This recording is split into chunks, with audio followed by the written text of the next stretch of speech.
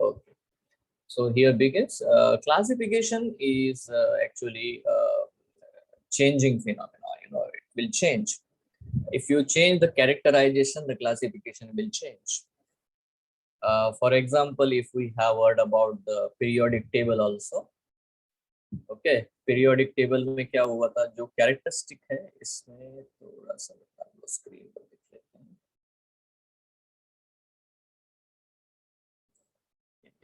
Share content.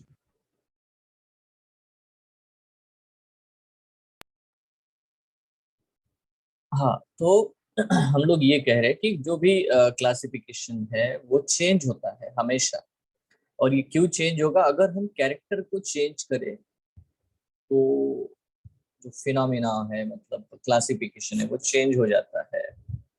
जैसे आप लोगों ने इवन पीरियोडिक टेबल के बारे में भी पढ़ा है, उसमें हम लोगों ने बहुत सिंपल सा एक नॉर्मल सा पॉइंट देखा है कि पहले क्लासिफिकेशन जो है वो एटॉमिक नंबर के ऊपर बेस्ड था. ठीक है, एटॉमिक वेट के ऊपर बेस्ड था. आज बेटा एटॉमिक नंबर हम लोग यूज करते हैं. So we can change the criteria. Even एक क्लासरूम है, क्लासरूम में जितने भी स्टूडेंट हैं उनके हम लोग अलग अलग ग्रुप्स बना सकते हैं on the basis of different characters. But अगर मैंने ये बोला कि यार मतलब क्लासरूम में जितने भी बच्चे बैठे हुए हैं, है ना, उनके दो ग्रुप्स बना देते हैं. Two groups will be there. One group is जिन्होंने चश्मे पहने हुए हैं और जिन्होंने चश्मे नहीं पहने हुए हैं, स्पेक्स वाले लोग और बिना स्पेक्स वाले लोग, ऐसा ग्रुप बनाएंगे. तो हो सकता है कि मतलब ये जो क्लासिफिकेशन है ये इतना नेचुरल लग नहीं रहा. It's not that much natural classification है ना. एक तो चश्मा लग रहा है, एक हो सकता है कोई आज एक चश्मा पहनना ही भूल गया है ना, या तो उसका चश्मा टूट गया है, whatever the reason, but this type of the classification is always makes an odd grouping. ठीक है. But see, if we divide this classroom, the same classroom, by using a natural character, let's say gender, some students are boys, some students are girls. Okay, that is a very natural classification. So see, we have to understand here that the classification can change if you change the characters. ठीक है, characterization. तो एक scientist है जिनका नाम है AP Candolle. इन्होंने बेटा क्लासिफिकेशंस का क्लासिफिकेशन किया था. जैसे कि यहाँ पे देखो, ये क्लासिफिकेशन का टाइप है. This classification type you can see here. अभी देखो ये क्लासिफिकेशन रैशनल या नो लॉजिक, नो, इसमें कोई लॉजिक भी नहीं है कोई प्रॉपर. ये एनसीईआरटी में दिया नहीं है, बस हम लोग ऐसे ही समझने के लिए इन्होंने क्या किया, अल्फाबेटिकल ऑर्डर में लगा दिए. जो भी नाम दिए हैं प्लांट्स को, एनिमल्स को, उनको बस अल्फाबेटिकल ऑर्डर में अरेंज करना शुरू कर दिया. बट होता क्या है, अल्फाबेटिकल ऑर्डर में अगर आप उनके नेम से अगर अरेंज करते हो तो नाम तो यार किसी का ए से होगा, किसी का बी से होगा. इससे है ना प्रॉपर क्लासिफिकेशन तो हो नहीं सकता, है ना. ये कैरेक्टर बेस तो है ही नहीं, मतलब इसमें कोई प्रॉपर लॉजिक बिल्कुल भी नहीं दिख रहा हम लोगों को. तो ऐसा क्लासिफिकेशन ज्यादा देर टिका नहीं, है ना, नॉट एक्सेप्टेबल. ठीक है. नेक्स्ट है इकोनॉमिकल. देखो, ह्यूमन बीइंग का जो भी नेचर है वो डायरेक्टली यही एक फंडे पे काम करता है, मुझे क्या बेनिफिट है वही है. तो हम लोग इकोनॉमिकली कि कौन सा ऑर्गेनिज्म का क्या बेनिफिट है उसके हिसाब से उसका ग्रुपिंग करते हैं. जैसे oil yielding plant, coconut, groundnut, sunflower, these are the oil yielding plants. But there are fiber yielding plants, उसमें भी कोकोनट आता है, sunhemp, cotton, ये सब आता है. medicinal plant, there are a lot of different types of the medicinal plants available. turmeric, है ना, से लेकर के अडाथोडा and all different types of the ashwagandha, shatavari, lot of different types of the plants are there which are actually medicinally important. Spices, अब spices में बेटा हम लोग इवन कोकोनट यूज करते हैं, टर्मरिक भी यूज करते हैं. तो आपको इस क्लासिफिकेशन का प्रॉब्लम दिखाई दे रहा है. प्रॉब्लम ये है कि a single organism is actually present in two और मोर देन टू ग्रुप्स, है ना. दो या दो से ज्यादा ग्रुप्स में यार एक ही सिंगल ऑर्गेनिज्म प्रेजेंट है. So it is just a mesh. It will, है ना, ये प्रॉपर क्लासिफिकेशन है ही नहीं. ठीक है, यहाँ पे ग्रुपिंग हो ही नहीं पा रही है प्रॉपरली. ठीक है, सेपरेट ग्रुपिंग नहीं हो पा रही है. एक ही प्लांट बार बार आपको दिखाई दे रहा है हर एक ग्रुप में. सो this is not a good classification, इसमें कोई लॉजिक है नहीं. तो बेटा ये दोनों ही प्रॉपरली रिजेक्टेड है, तो इसमें हम बात ही नहीं करते. अब आते हैं बेटा एनसीईआरटी वाले पहले पॉइंट पे. एनसीईआरटी कहता है कि चलो यार आर्टिफिशियल क्लासिफिकेशन ये जो है एक वर्ड हम लोग यूज करते हैं। Now that what is this artificial classification का क्या मतलब है? So few morphological characters we select for the classification. Morphological मतलब जो भी एक्सटर्नल कैरेक्टर है, जैसे प्लांट्स के केस में लीफ का शेप कैसा है, फ्लावर का कलर कैसा है ना, या फ्लावर के पेटल्स कैसे हैं, ये सब हम लोग ये एक हाथ दिया, इवन सिर्फ हाइट ले ली, हाइट ऑफ द प्लांट, ठीक है। तो ये एक दो मॉर्फोलॉजिकल जो ऊपर ऊपर से दिखने वाले सुपरफिशियल कैरेक्टर्स है, उनको हम कंसिडर करके क्लासिफिकेशन करना शुरू कर देते हैं, ठीक है। ऐसे क्लासिफिकेशन को हम लोग आर्टिफिशियल क्लासिफिकेशन कहते हैं। ऐसा क्यों? देखो यहाँ पे सबसे पहला जो क्लासिफिकेशन का एग्जाम्पल है वो है थियोफ्रास्टस। थियोफ्रास्टस इनको हम फादर ऑफ बॉटनी कहते हैं, ठीक है। अभी ये थियोफ्रास्टस ने क्या किया, इसने क्या किया, जितने भी दुनिया उसको प्लांट पता थे भाई, तो है ना, वो सब एक सिर्फ कैरेक्टर लिया, वो की हाइट। किस प्लांट की हाइट या लेंथ जो है स्टेम की वो कितनी है, उसके ऊपर उन्होंने चार ग्रुप बना दिए। एक है ट्री, फिर श्रब, उसके छोटे अंडर श्रब, उनसे भी छोटे हर्ब, ऐसे। बट देखो ऐसा क्लासिफिकेशन बिल्कुल आर्टिफिशियल है। आर्टिफिशियल इसीलिए है क्योंकि जिनको फ्लावर्स आते हैं, जिनको फ्लावर्स नहीं भी आते, वो सारे प्लांट्स जो है एक जगह है, अगर वो छोटे हैं तो एक जगह है। तो ऐसा क्लासिफिकेशन ऑब्वियसली एक प्रॉपर नेचुरल ग्रुपिंग नहीं करता, ठीक है। जैसे हम लोगों ने स्पेक्स का या चश्मों का एग्जांपल लिया, उसमें नेचुरल ग्रुपिंग आपको दिखता नहीं, ठीक है। इससे भी बढ़िया चीज है कार्लस लीनियस, जिसको हम लोग कहते हैं, आप पढ़ोगे इन लिविंग वर्ल्ड चैप्टर, ठीक है। कार्ल लीन इनका एक्चुअली नाम है, Carl Linne, so this is the name Carl Linne, Carlos Linnaeus उनको बाद में कहा गया, ठीक है, रिस्पेक्ट में। सो देखो कार्ल लीन जो कार्लस लीनियस ये जो है, इनको हम फादर ऑफ टेक्सोनॉमी कहते हैं। नंबर ऑफ स्टेमेन कितने हैं, फ्लावर में कितने स्टेमेन्स होते हैं, मेल सेक्स ऑर्गन का जो एक एक यूनिट होता है स्टेमेन, तो number of stamen in flower, उसको काउंट करके भाई साहब ने 24 ग्रुप बना दिए। जस्ट मेड 24 ग्रुप्स उन्होंने, है ना, 24 ग्रुप्स बनाए। ना अभी यार 24 ग्रुप कैसे बनाए, देखो जैसे कि पहला ग्रुप का नाम है मोनैंड्रिया, ये नाम है मोनैंड्रिया। मोनैंड्रिया का मतलब फ्लावर में एक स्टेमेन है तो मोनैंड्रिया, ओके। दूसरा डायैंड्रिया, मतलब दो स्टेमेंस है तो डायैंड्रिया। वैसे ही बेटा ट्रायैंड्रिया, टेट्राएंड्रिया, ऐसे करते चला गया। एंड्रिया मतलब एंड्रोशियम, ठीक है, स्टेमेन। अब ऐसे भाई साहब ने 23 ग्रुप बना दिए यार, है ना, ये देखो 23 ग्रुप ऐसे बना दिए। और एक ग्रुप जो बनाया बहुत ही खतरनाक, वो था बेटा नोनैंड्रिया। अब ये नोनैंड्रिया का मतलब है कि उसमें स्टेमेन ही नहीं है, नो स्टेमेन। बट यहाँ पे नहीं बात खत्म होती, उसमें फ्लावर ही नहीं है, नो फ्लावर। तो फिर ऐसा कौन है? तो bacteria, fungi, algae, bryophyte, pteridophyte, सबको एक ही ग्रुप में डाल दिया, नोनैंड्रिया। अगर आप देखो यार, जिम्नोस्पर्म बहुत ही बड़ा प्लांट होता है ना, 300 मीटर हाइट इतनी ग्रोथ होती है उसकी। आप उसके सामने खड़े रहोगे तो एकदम छोटे से दिखाई दोगे, ये जिम्नोस्पर्म जो होते हैं उनके सामने आप बहुत छोटे दिखाई दोगे। और बैक्टीरिया आपके सामने बहुत छोटा होता है। तो यार मतलब इतने डाइवर्स काइंड के ऑर्गेनिजम्स को जो बहुत एक दूसरे से अलग है, आपने एक ही ग्रुप में डाल दिया, तो ये आर्टिफिशियल है ना, नेचुरल है क्या बैक्टीरिया को और जिम्नोस्पर्म को एक जगह रख रहे हो? सो दैट्स इट। यहाँ पे उन्होंने एक्चुअली है कि फ्यू मॉर्फोलॉजिकल कैरेक्टर लिए, एक कुछ मॉर्फोलॉजिकल कैरेक्टर लेके क्लासिफिकेशन करना शुरू कर दिया। तो ऐसे क्लासिफिकेशन को हम लोग आर्टिफिशियल क्लासिफिकेशन कहते हैं, जिसमें कोई नेचुरल, है ना, इंस्टिंक्ट दिखता नहीं ग्रुप में, ठीक है। सो देखो ये जो क्लासिफिकेशन है, इस क्लासिफिकेशन को हम लोग बेस्ट क्लासिफिकेशन नहीं कहते। देखो अब यहाँ पे आपकी एनसीईआरटी कहती है कि यार बेस्ट क्लासिफिकेशन का मतलब क्या है। तो क्या होता है मैं आपको बता देता हूँ। जब जब इवोल्यूशन होगा, इवोल्यूशन जैसे जैसे होता है, तो प्लांट्स के केस में जो लीफ का कैरेक्टर है, जो स्टेम का कैरेक्टर है, या रूट्स का कैरेक्टर है, ये कैरेक्टर बहुत जल्दी जल्दी बदलते हैं वक्त के साथ में, ठीक है। As a time comes the vegetative character इनको बोलते हैं, leaf, stem, root, these are the vegetative character, they change very frequently. Environment जैसे जैसे चेंज होगा, ठीक है, एनवायरनमेंट चेंज होगा मतलब अभी आप सुन रहे हो कि 2050 तक ये पूरा जो हमारा जो भी है मरीन ड्राइव वगैरह सब समंदर के अंदर आने वाला है ना, ऐसा कुछ न्यूज चल रहा है। लेट्स सी, ठीक है, शायद हम लोग रहेंगे तब तक, मैं तो रहूंगा शायद, है ना, तो देखेंगे फिर वहां जा करके। सो मुद्दा यहाँ पे ये है कि सिंपली वेजिटेटिव कैरेक्टर इवोल्यूशन के टाइम स्केल में बहुत जल्दी चेंज होते हैं, बट जो फ्लोरल कैरेक्टर्स होते हैं, जो रिप्रोडक्टिव कैरेक्टर्स होते हैं, वो बहुत जल्दी नहीं बदलते।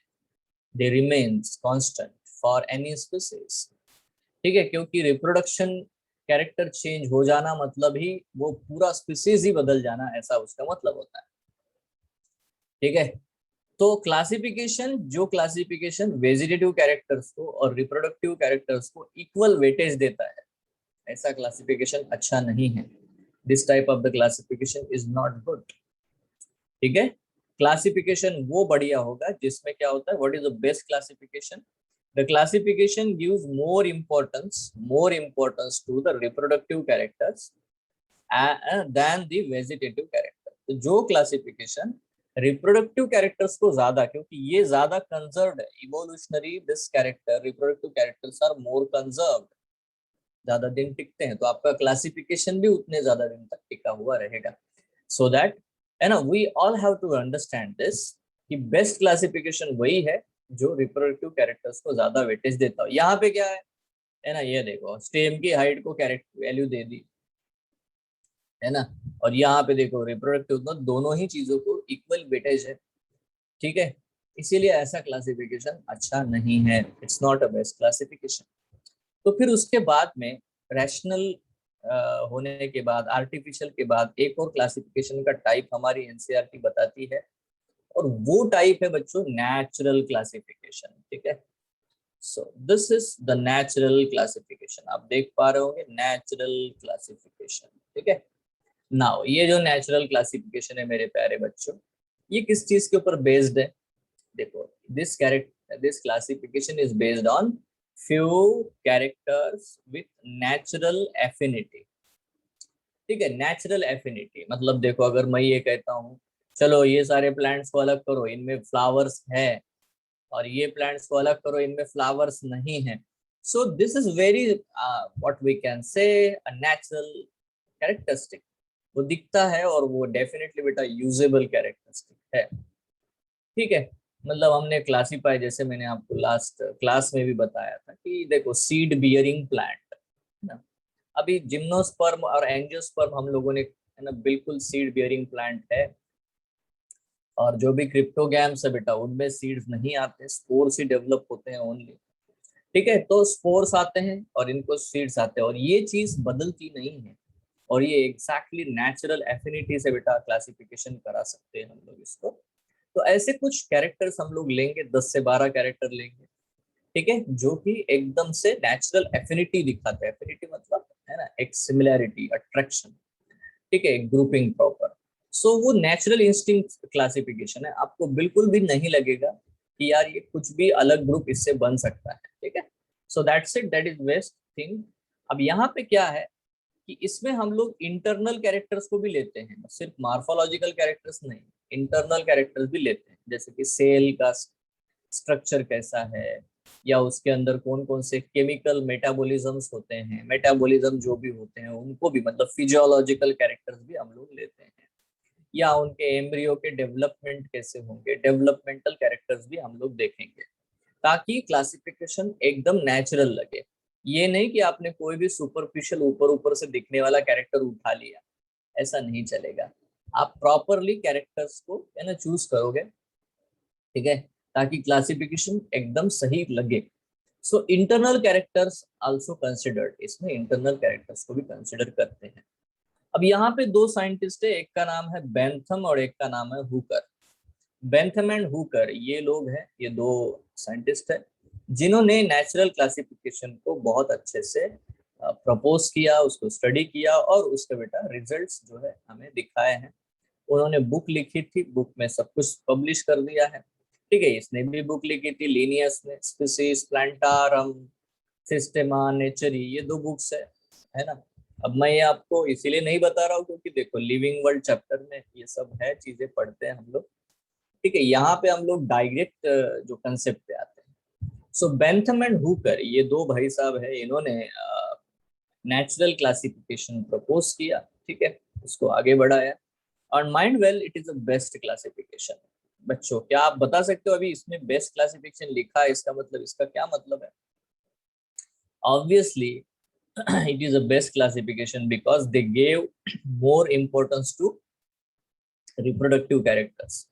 जैसे कि फ्लावर आता है या नहीं आता है, सीड प्रोड्यूस होता है या नहीं होता है, स्पोर्स ही बनते हैं क्या। सो ये जितने भी रिप्रोडक्शन से रिलेटेड कैरेक्टर है उतने ही कैरेक्टर उन्होंने लिए हैं।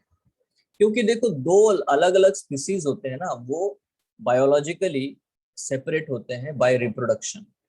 रिप्रोडक्टिवली आइसोलेटेड होता है, मतलब एक स्पीसीज दूसरे स्पीसीज से है ना ब्रीडिंग, नेचुरल इनब्रीडिंग नहीं करते, ठीक है। इसीलिए रिप्रोडक्टिव कैरेक्टर अगर हम लोग लेते हैं तो ये एक नेचुरल क्लासिफिकेशन हो जाता है। सो ये इसीलिए बेस्ट क्लासिफिकेशन है। बट इनका क्या है, इन्होंने सिर्फ फ्लावरिंग प्लांट का ही क्लासिफिकेशन किया, ठीक है, only flowering plant. Bentham and Hooker ने सिर्फ फ्लावरिंग प्लांट्स का ही क्लासिफिकेशन किया, बाकी किसी दूसरे जो प्लांट्स होते हैं उनका वगैरह, जैसे जिम्नोस्पर्म, एंजियोस्पर्म, इनका उन्होंने, इनके अलावा जो बाकी के हैं ब्रायोफाइट, टेरिडोफाइट, इनके बारे में उन्होंने किया नहीं, क्योंकि उतना ही बहुत है। 3 लाख तो फ्लावरिंग प्लांट है, 3 लाख अलग अलग प्रकार के फ्लावरिंग प्लांट है। उनका क्लासिफिकेशन आप अपने एक जिंदगी में कर दो तो भी बहुत बड़ी बात होती है। It's too much big achievement, ठीक है। So that's it, we have to understand now. देखो इनका एक ड्रॉबैक भी है। ड्रॉबैक ये है कि इवोल्यूशनरीली इनको समझ में नहीं आ रहा था, मतलब इन्होंने सही ढंग से अरेंज नहीं किया। देखो हम लोग बात करते हैं कि एल्गी, फिर ब्रायोफाइटा, फिर टेरिडोफाइटा, फिर इन्होंने रखा कि बोले कि डाइकॉट पहले आते हैं, बाद में जिम्नोस्पर्म्स आते हैं, देन मोनोकॉट आते हैं। तो इन्होंने जो पोजीशन दी है डाइकॉट और जिम्नोस्पर्म की, डाइकॉट एक एंजियोस्पर्म है, ठीक है। तो बेटा ये जो पोजीशन है थोड़ा बहुत क्या होता है इसमें चेंज है, ठीक है। तो ये अरेंजमेंट सही अरेंजमेंट उनके है ना नहीं है, इसीलिए फाइलोजेनी मतलब इवोल्यूशन के हिसाब से ये थोड़े गलत थे। इसीलिए फिर हम लोग एक और क्लासिफिकेशन को देखेंगे नेचुरल क्लासिफिकेशन के अलावा। उस क्लासिफिकेशन को हम लोग कहते हैं बेटा फाइलोजेनेटिक क्लासिफिकेशन। जैसे हम लोग क्या कहते हैं, फाइलोजेनेटिक क्लासिफिकेशन। देखो फाइलोजेनी का मतलब ही होता है स्टडी ऑफ इवोल्यूशनरी रिलेशनशिप, है ना, कौन किसका एंसेस्टर है, ये सब पढ़ना जो है, किसका ओरिजिन किस कौन से स्पीसीज से हुआ है, ठीक है। तो जैसे हम लोग कहते हैं कि human beings must be arrived from the ape like animals, ठीक है। तो ये जब हम लोग कहते हैं तो that's it, we are actually talking about the phylogenic. या जब हम लोग ऐसा क्वेश्चन पूछते हैं कि पहले अंडा आया या पहले मुर्गी, so if you are asking this question actually you are asking phylogenic, है ना, मतलब इवोल्यूशन में सबसे पहले क्या हुआ था, है ना, ये चीज है। सो देखो फाइलोजेनेटिक क्लासिफिकेशन हम लोग डेफिनेटली यहाँ पे, है ना, फाइलोजेनेटिक क्लासिफिकेशन नेचुरल क्लासिफिकेशन का ही एक्सटेंशन है। एक्सटेंशन है मतलब वो वही कैरेक्टर्स चूज करते हैं हम लोग जो कि नेचुरल क्लासिफिकेशन में ये, है ना, सिलेक्ट किए गए थे बाय बेंथम एंड हुकर। तो फाइलोजेनेटिक क्लासिफिकेशन कुछ अलग क्लासिफिकेशन नहीं है, बस उसमें करेक्शन है। वो क्या था कि इसमें हम लोगों ने इवोल्यूशनरी रिलेशनशिप को भी बहुत ज्यादा इंपॉर्टेंस दिया। मतलब हम नेचुरल कैरेक्टर लेके अरेंजमेंट जरूर करते हैं, बट उसको ये भी ध्यान रखते हैं कि इवोल्यूशन किसका किसके बाद में हुआ था। ये बिल्कुल रिलेशनशिप हम लोग 100% समझने की कोशिश करते हैं। यस, ठीक है। So that is what the evolutionary relationship we consider. Now यहाँ पे एक एग्जांपल मैंने दिया है, ये थोड़ा सा ध्यान से देख लो। ये एक हाइपोथेटिकल एग्जांपल है, ईयर्स बिल्कुल सही नहीं है, बस आपको समझाने के लिए एक एग्जांपल है। नाउ यहाँ पे देखो, मान लेते कि 50,000 years ago blue green algae अर्थ के ऊपर एग्जिस्ट करते थे। 50,000 years ago blue green algae, और आज भी करते हैं यार, आज भी ब्लू ग्रीन एल्गी अर्थ के ऊपर है, बहुत सारे स्पीसीज है इन 2021, ठीक है। अब देखो अभी 2021 में तो मैं अगर आपसे पूछूंगा कि आज जो अर्थ के ऊपर ब्लू ग्रीन एल्गी है उनके एंसेस्टर क्या क्या ये वाले एल्गी है ब्लू ग्रीन एल्गी? तो आप बोलोगे हाँ सर, क्योंकि वो भी ब्लू ग्रीन एल्गी थे, ये भी है। ठीक है। सो आज बेटा बहुत सारे और भी तो एल्गी है, जैसे कि green algae, brown algae, red algae. तो मैंने आपसे पूछा ये बताओ कि फिर रेड एल्गी का ओरिजिन कब हुआ अर्थ के ऊपर? ठीक है, तो आप बोलोगे सर वो रेड एल्गी का जो ओरिजिन है वो 30,000 ईयर से पहले है ना हुआ था, 30,000 years ago, and they actually arise from the blue green algae modification. तो ब्लू ग्रीन एल्गी ही उनके एंसेस्टर है। सेम वे द ब्लू है ना, ब्राउन एल्गी का भी सर वैसा ही है ना, बट थोड़ा लेट हुआ 10,000 years ago. And green algae sir थोड़ा लेट हुआ, बट वो ब्लू ग्रीन एल्गी से ही आए हैं। मतलब क्या आज जो एल्गीज अवेलेबल है, red algae, brown algae, green algae and blue green algae, क्या इन सब का एंसेस्टर कॉमन एंसेस्टर है? यस सर, इनका कॉमन एंसेस्टर है। यस एवरीवन, यस एवरीवन, है ना। यस। तो ये है इवोल्यूशनरी रिलेशनशिप हम लोग देखते हैं। जैसे कि मैंने अगर ये कहा कि नहीं, है ना, हम लोग मतलब समझते हैं जैसे कि chimpanzee, orangutan, gorilla, baboon, lemur, new world monkey, old world monkey, humans. अब यार इनको अगर आप अरेंज करोगे ना, तो आपको इतने कॉमन कैरेक्टरिस्टिक इनके बीच में आपको देखने को मिलेंगे। आपको खुद ब खुद लगेगा कि यार हाँ, इन पे जरूर है ना कहीं किसी न किसी लेवल पे इनका कोई ना कोई कॉमन एंसेस्टर होना चाहिए। क्योंकि आप इनके कैरेक्टर्स देखोगे तो आपको ये लगेगा, डेफिनेटली लगेगा। यस और no. So if this is the thing, if this is the thing, हम लोग ये ट्रेंड सेट करते हैं, इवोल्यूशनरी रिलेशनशिप सेट करते हैं इस पूरे डायग्राम को, क्योंकि इसमें लीव जैसा भी आपको दिखता है एक एक, और ब्रांचेस भी दिखाई देते हैं। तो इस डायग्राम को हम लोग फाइलोजेनेटिक ट्री कहते हैं। क्या कहते हैं इसका हम लोग? फाइलोजेनेटिक ट्री कहते हैं। ठीक है, this is called a phylogenetic tree.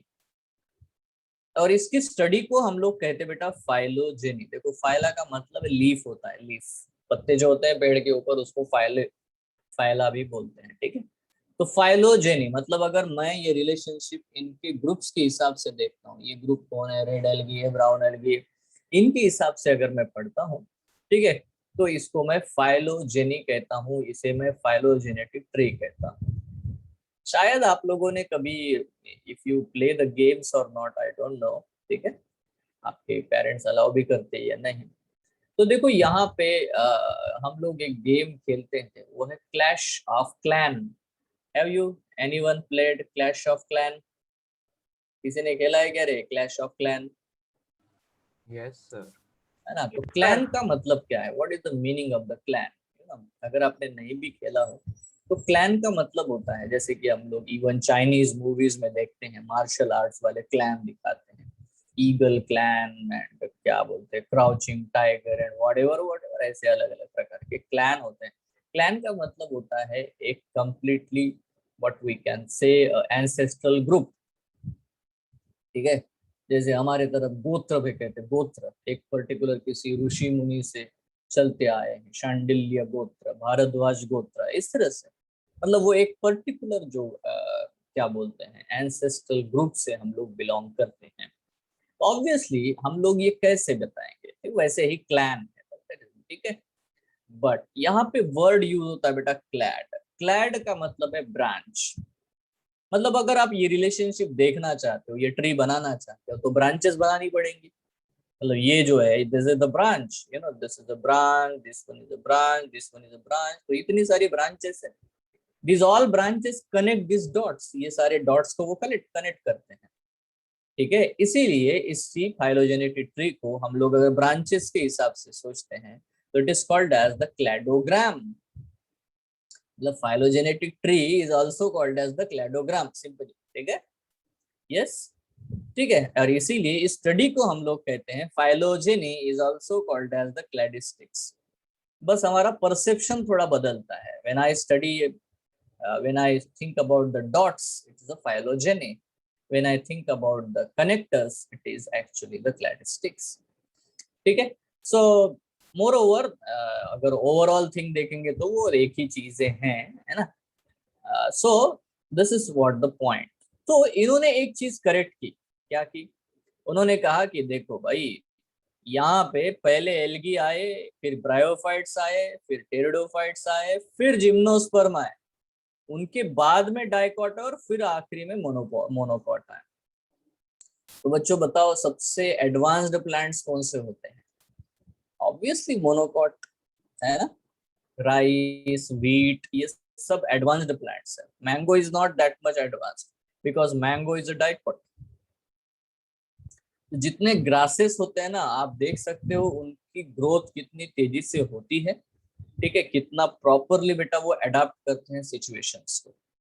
So if you see this one, तो मोनोकॉट बहुत ज्यादा एडवांस्ड है। एनीवे, मुद्दा आता है कि इस क्लासिफिकेशन को प्रपोज किसने किया? तो देखो, इस क्लासिफिकेशन को प्रपोज किया था इंगलर एंड प्रेंटल ने, ठीक है। बहुत सारे और भी लोग हैं, हचिनसन एंड ऑल, बहुत सारे लोग हैं। इन्होंने बुक लिखी थी दाई नेचुरलिकेन पी फ्लैंजेन फैमिलिन, दिस इज द बुक। इस बुक में उन्होंने बेटा ये जो है क्लासिफिकेशन को सही ढंग से, है ना, बताया है। सो दाई नेचुरलिकेन पी फ्लैंजेन फैमिलिन, this is what we can say the book, ठीक है। तो यहाँ पे देखो, उतना याद रखने की जरूरत भी नहीं है बुक का नाम क्या है। वैसे भी आपको ऐसा लंबा सा नाम दिखाई देगा तो समझ जाना कि ये इंगलर और प्रेंटल का ही बुक है। फैमिलिन मतलब, है ना, जैसे कि लीनियस ने स्पीसीज प्लांटारम लिखा था, है ना, और बेंथम एंड हुकर ने एक वर्जन निकाला ऑफ जेनेरा प्लांटारम, ठीक है, जेनेरा। इन्होंने फैमिली प्लांटारम लिखा है, बस इनकी लैंग्वेज में अलग नाम है। नाउ देखो, ये भी क्लासिफिकेशन नेचुरल एफिनिटी के ऊपर ही डिपेंड है बच्चों। This classification is depend upon the natural affinity, ठीक है। तो ये भी क्लासिफिकेशन जो है नेचुरल एफिनिटी के ऊपर ही डिपेंड है, मतलब ये नेचुरल क्लासिफिकेशन भी है, ठीक है। कभी बेटा आप लोगों ने टॉम एंड जेरी देखा है क्या? Have you seen the Tom and Jerry? सबने देखा होगा, है ना? यस। तो Yes, देखो यार, टॉम एंड जेरी क्या होता है? जेरी टॉम को भगाता रहता है ना, जेरी भागता रहता है, and all the time Tom बहुत बार मर चुका है, मेरे सामने तो मरा है बहुत बार, बट पता नहीं वो जिंदा हो जाता है। हैव यू सीन, यस और नो? मतलब yes, अगर वो रोड रोलर के नीचे भी आ गया तो पापड़ बन जाएगा। पापड़ बनने के बाद में जैसे वो गाड़ी चली जाएगी तो उसकी आंखें पहले पॉपअप होगी, फिर ये हवा भरेगा खुद से ही अपनी बॉडी में और फूल जाएगा, ठीक है, और फिर दौड़ने लगेगा। The many times he died, but think about the human being. अगर हम ह्यूमन बीइंग में से, उसके बॉडी में से, अंदर से बेटा पूरा का पूरा उसका अगर स्केलेटन निकाल ले तो उसका क्या होगा? Can you imagine? आप अपने आप को इमेजिन करो without bones, what you will happen, what will happen to you, पूरा है ना? डिसफिगर हो जाएंगे। व्हाट? पूरा डिसफिगर हो जाएंगे। डिसफिगर हो जाएंगे आप, एकदम ऐसे क्या बोलते हैं, कपड़े का लगदा जो होता है वैसे नीचे गिर जाओगे, है ना? So you become a jelly like, you cannot move. So that's it, we have to understand this. If you remove the bones from an endoskeleton from any animal, it will become worthless, है ना, वो सिर्फ एक मांस बन जाएगा, flash बनेगा, ठीक है, बाकी कुछ नहीं। तो ऐसा ही एक कंट्रीब्यूशन है, तख्तजान नाम के साइंटिस्ट है, उन्होंने कहा था कि क्लासिफिकेशन विदाउट फाइलोजेनी, देखो ये फाइलोजेनी जो है ना, ये ट्री, ठीक है, ये फ्रेमवर्क है, ये एंडोस्केलेटन है, और ये एंडोस्केलेटन के ऊपर पूरा क्लासिफिकेशन टैक्सोनॉमी बेटा स्टैंड करता है, ठीक है। तो if you remove the phylogeny from the classification, है ना, it is like flash without bones, ये स्टेटमेंट है। तो ये नीट में, एम्स में भी, है ना, 2-3 बार क्वेश्चन आ चुका है कि ये किसने कहा ऐसा। तो नाम है बेटा वो साइंटिस्ट का तख्तजान, ठीक है।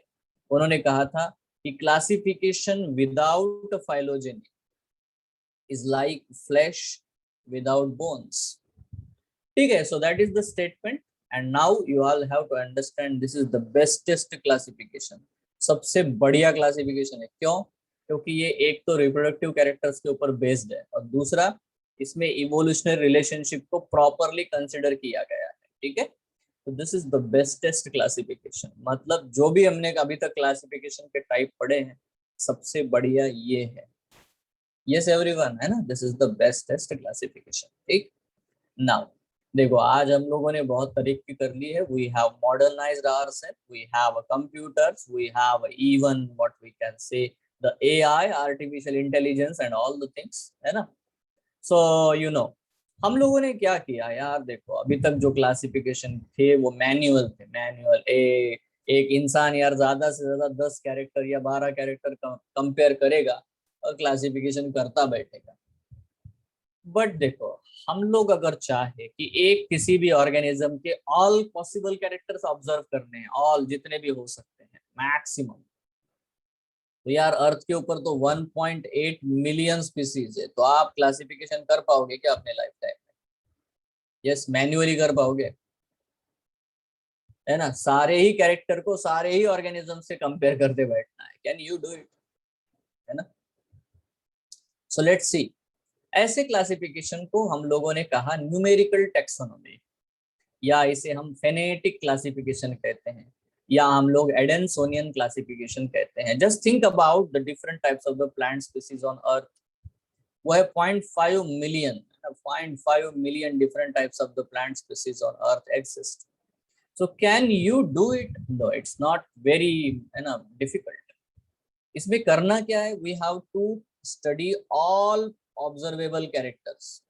अब ये नीट में 2-3 बार क्वेश्चन आ चुका है, ठीक है, कि न्यूमेरिकल टैक्सोनॉमी में क्या कैरेक्टर्स हम कंसिडर करते हैं, क्या पूरे सारे ही क्या नहीं करते ये पूछो, ऐसा है इसमें। ऑल ऑब्जर्वेबल कैरेक्टर, जितने आप फिनोटाइप देख सकते हो, इसीलिए उसको फेनेटिक बोलते हैं। शायद आपने पढ़ा होगा यार ग्रेगोर जॉन मेंडल के बारे में 9th या 10th में थोड़ा बहुत तो भी। यस, जीनोटाइप फिनोटाइप ये वर्ड सुने हैं क्या बच्चों? Yes sir. है ना, तो फिनोटाइप, फिनोटाइप मतलब जो भी कैरेक्टर्स हम लोग ऑब्जर्वेबल हो सकते हैं, तो इसलिए इसको फेनेटिक क्लासिफिकेशन भी कहते हैं। तो इसमें करना क्या है, इसमें ऑल ऑब्जर्वेबल कैरेक्टर लेने हैं, चाहे रिप्रोडक्टिव हो, चाहे यार वेजिटेटिव हो, जो पॉसिबल, जितने इंटरनल हो एक्सटर्नल हो, सारे कैरेक्टर देख लेने हैं। सो ऑल ऑब्जर्वेबल कैरेक्टर्स यहाँ पे कंसिडर किए जाएंगे, but manually it is not possible. It's actually not possible, you can not do it. ठीक है, बड़ा ही मुश्किल है, और कर भी लोगे तो डेफिनेटली इतनी गलतियां करोगे उसमें, ठीक है, तो जिसका कोई लिमिट नहीं है। तो we use something different and we use the computers, we use the softwares, we use the programs. ठीक है, इंफॉर्मेशन टेक्नोलॉजी को हम लोग बायोलॉजी के इस टास्क में लगा देते हैं। जैसे आज आप लोग जानते हो, जैसे कोविड का वैक्सीन भी ले रहे, तो उसमें एक ऐप बनाया हम लोगों ने जो सब लोगों का डेटा रखता है ना, और कंपेयर करता है, हाँ इसने फर्स्ट डोज लिया, इसका सेकंड डोज लिया, इसको सर्टिफिकेट दो, इसको नहीं दो, सब कुछ मैन्युअली। बेटा इट्स वेरी डिफिकल्ट, बहुत ही मुश्किल है। तो अभी एक हम लोगों ने फिट अचीव किया है इंडिया ने, आपको अपने शायद सुना भी होगा, जो बहुत ही कमांडेबल चीज है ना, किसी भी कंट्री के लिए। 1 करोड़, आई थिंक 1 करोड़ है ना वैक्सीनेशन विद इन 1 डे किए गए। सो टू मच है ना, टू मच। सो यहाँ पे नोटिस करते बच्चों की use of computers, use of software technology, ठीक है, whatever the things we use, we can use for this type of the classification. Now see, इस स्टडी को, इस ब्रांच को हम लोग बायो इन्फॉर्मेटिक्स कहते हैं। इसमें क्या होता है, जिन लोगों को बायोलॉजिकल प्रॉपर नॉलेज भी होता है, जो बायोलॉजिकल डेटा हैंडल कर सकते हैं, समझ सकते हैं, और जिनको कोडिंग का, सॉफ्टवेयर का नॉलेज होता है, ठीक है, अगर वो इनका वेंचर करते हैं, है ना, मतलब biological data, use biological data and information technology. आज मेडिकल जो हॉस्पिटैलिटी है उसमें डेफिनेटली बेटा इसको बहुत ज्यादा मेडिकल फील्ड में, क्लिनिकल ट्रांसक्रिप्शन में इसको यूज किया जाता है। So bioinformatics is an very different branch. Okay, so यहाँ पे हम लोग आजकल आर्टिफिशियल इंटेलिजेंस मतलब एआई टेक्नोलॉजी को भी यूज करते हैं। बट ठीक है, इसको प्रपोज करने वाले साइंटिस्ट का नाम था एडनसन। ठीक है, एडनसन एट ऑल, मतलब बड़ी टीम है यार, उसके हेड है एडनसन। तो एडेनसोनियन, इसीलिए उसको हम लोग वर्ड यूज करते हैं, एडेनसोनियन क्लासिफिकेशन। बट प्रॉब्लम ये है कि क्या कंप्यूटर्स, नॉर्मली हम लोग बोलेंगे देख कंप्यूटर इधर देख, इसके लीफ में है ना हेयर है, इसके लीफ में नहीं है, तो ऐसा समझेगा क्या वो नहीं समझता। उसको उसके प्रोग्राम एक लैंग्वेज समझती है ना। हम लोग बेटा बहुत सारे चीजें यूज करते हैं, जैसे कि DBMS, database management system, that we use, है ना। मिडी सिस्टम यूज करते हैं, डिफरेंट लैंग्वेज यूज करते हैं for computer, C++, Java and Python and all different types of languages. यहाँ पे भी वैसे ही लैंग्वेजेस यूज होती है, जैसे कि हैमर नाम की लैंग्वेज है ना। लैंग्वेज अलग अलग हो सकती है for the computers for different programs. So यहाँ पे थोड़ा सा हमने नोट करना है कि अब यार कैरेक्टर्स जो भी होते हैं उनको फिजिकली तो कंप्यूटर समझ नहीं पाता। कोई इंसान बैठ करके बेटा अलग अलग कैरेक्टर्स को, है ना, प्रोग्राम में फिट करता है एज ए नंबर और ए कोड, है ना। Any character is visualised as a number और कोड बाय द कंप्यूटर और द सॉफ्टवेयर प्रोग्राम। इसीलिए इसको हम लोग न्यूमेरिकल टैक्सोनॉमी कहते हैं। न्यूमेरिकल मतलब नंबर्स और कोडिंग। जैसे कि समझाने के लिए बेटा मैंने यहाँ पे लिया है, देखो 3 प्रकार के लीफ मैंने यहाँ दिखाए हैं। लीफ है, इसका मार्जिन देखोगे तो बेटा स्मूथ मार्जिन है, इसका मार्जिन देखोगे तो बेटा ऐसा ऐसा सिरेट, ऐसा ऐसा मार्जिन है, इसका मार्जिन देखो तो डेंटेड है, ऐसा ऐसा है, ठीक है। तो इनके मार्जिन अगर देखोगे लीफ के तो अलग अलग, तो हमने इसको कोड बना दिया LSS1, LSSR2, LSD3 डेंटेड, ठीक है। तो जिस तरह से हम लोगों ने उसका कोडिंग किया, और ये कोड जो है हम लोग कंप्यूटर को फीड कर देते, भैया देख ऐसा कैरेक्टर दिखेगा तो ये तेरा कोड, तेरा समझना है तुझे। So that way we'll deal with this type of the classification. But yeah, this classification, although we are using a very recent and modern technology, but this classification is not a best classification. Why? Because the criteria क्या है बेटा? Best classification का criteria क्या है?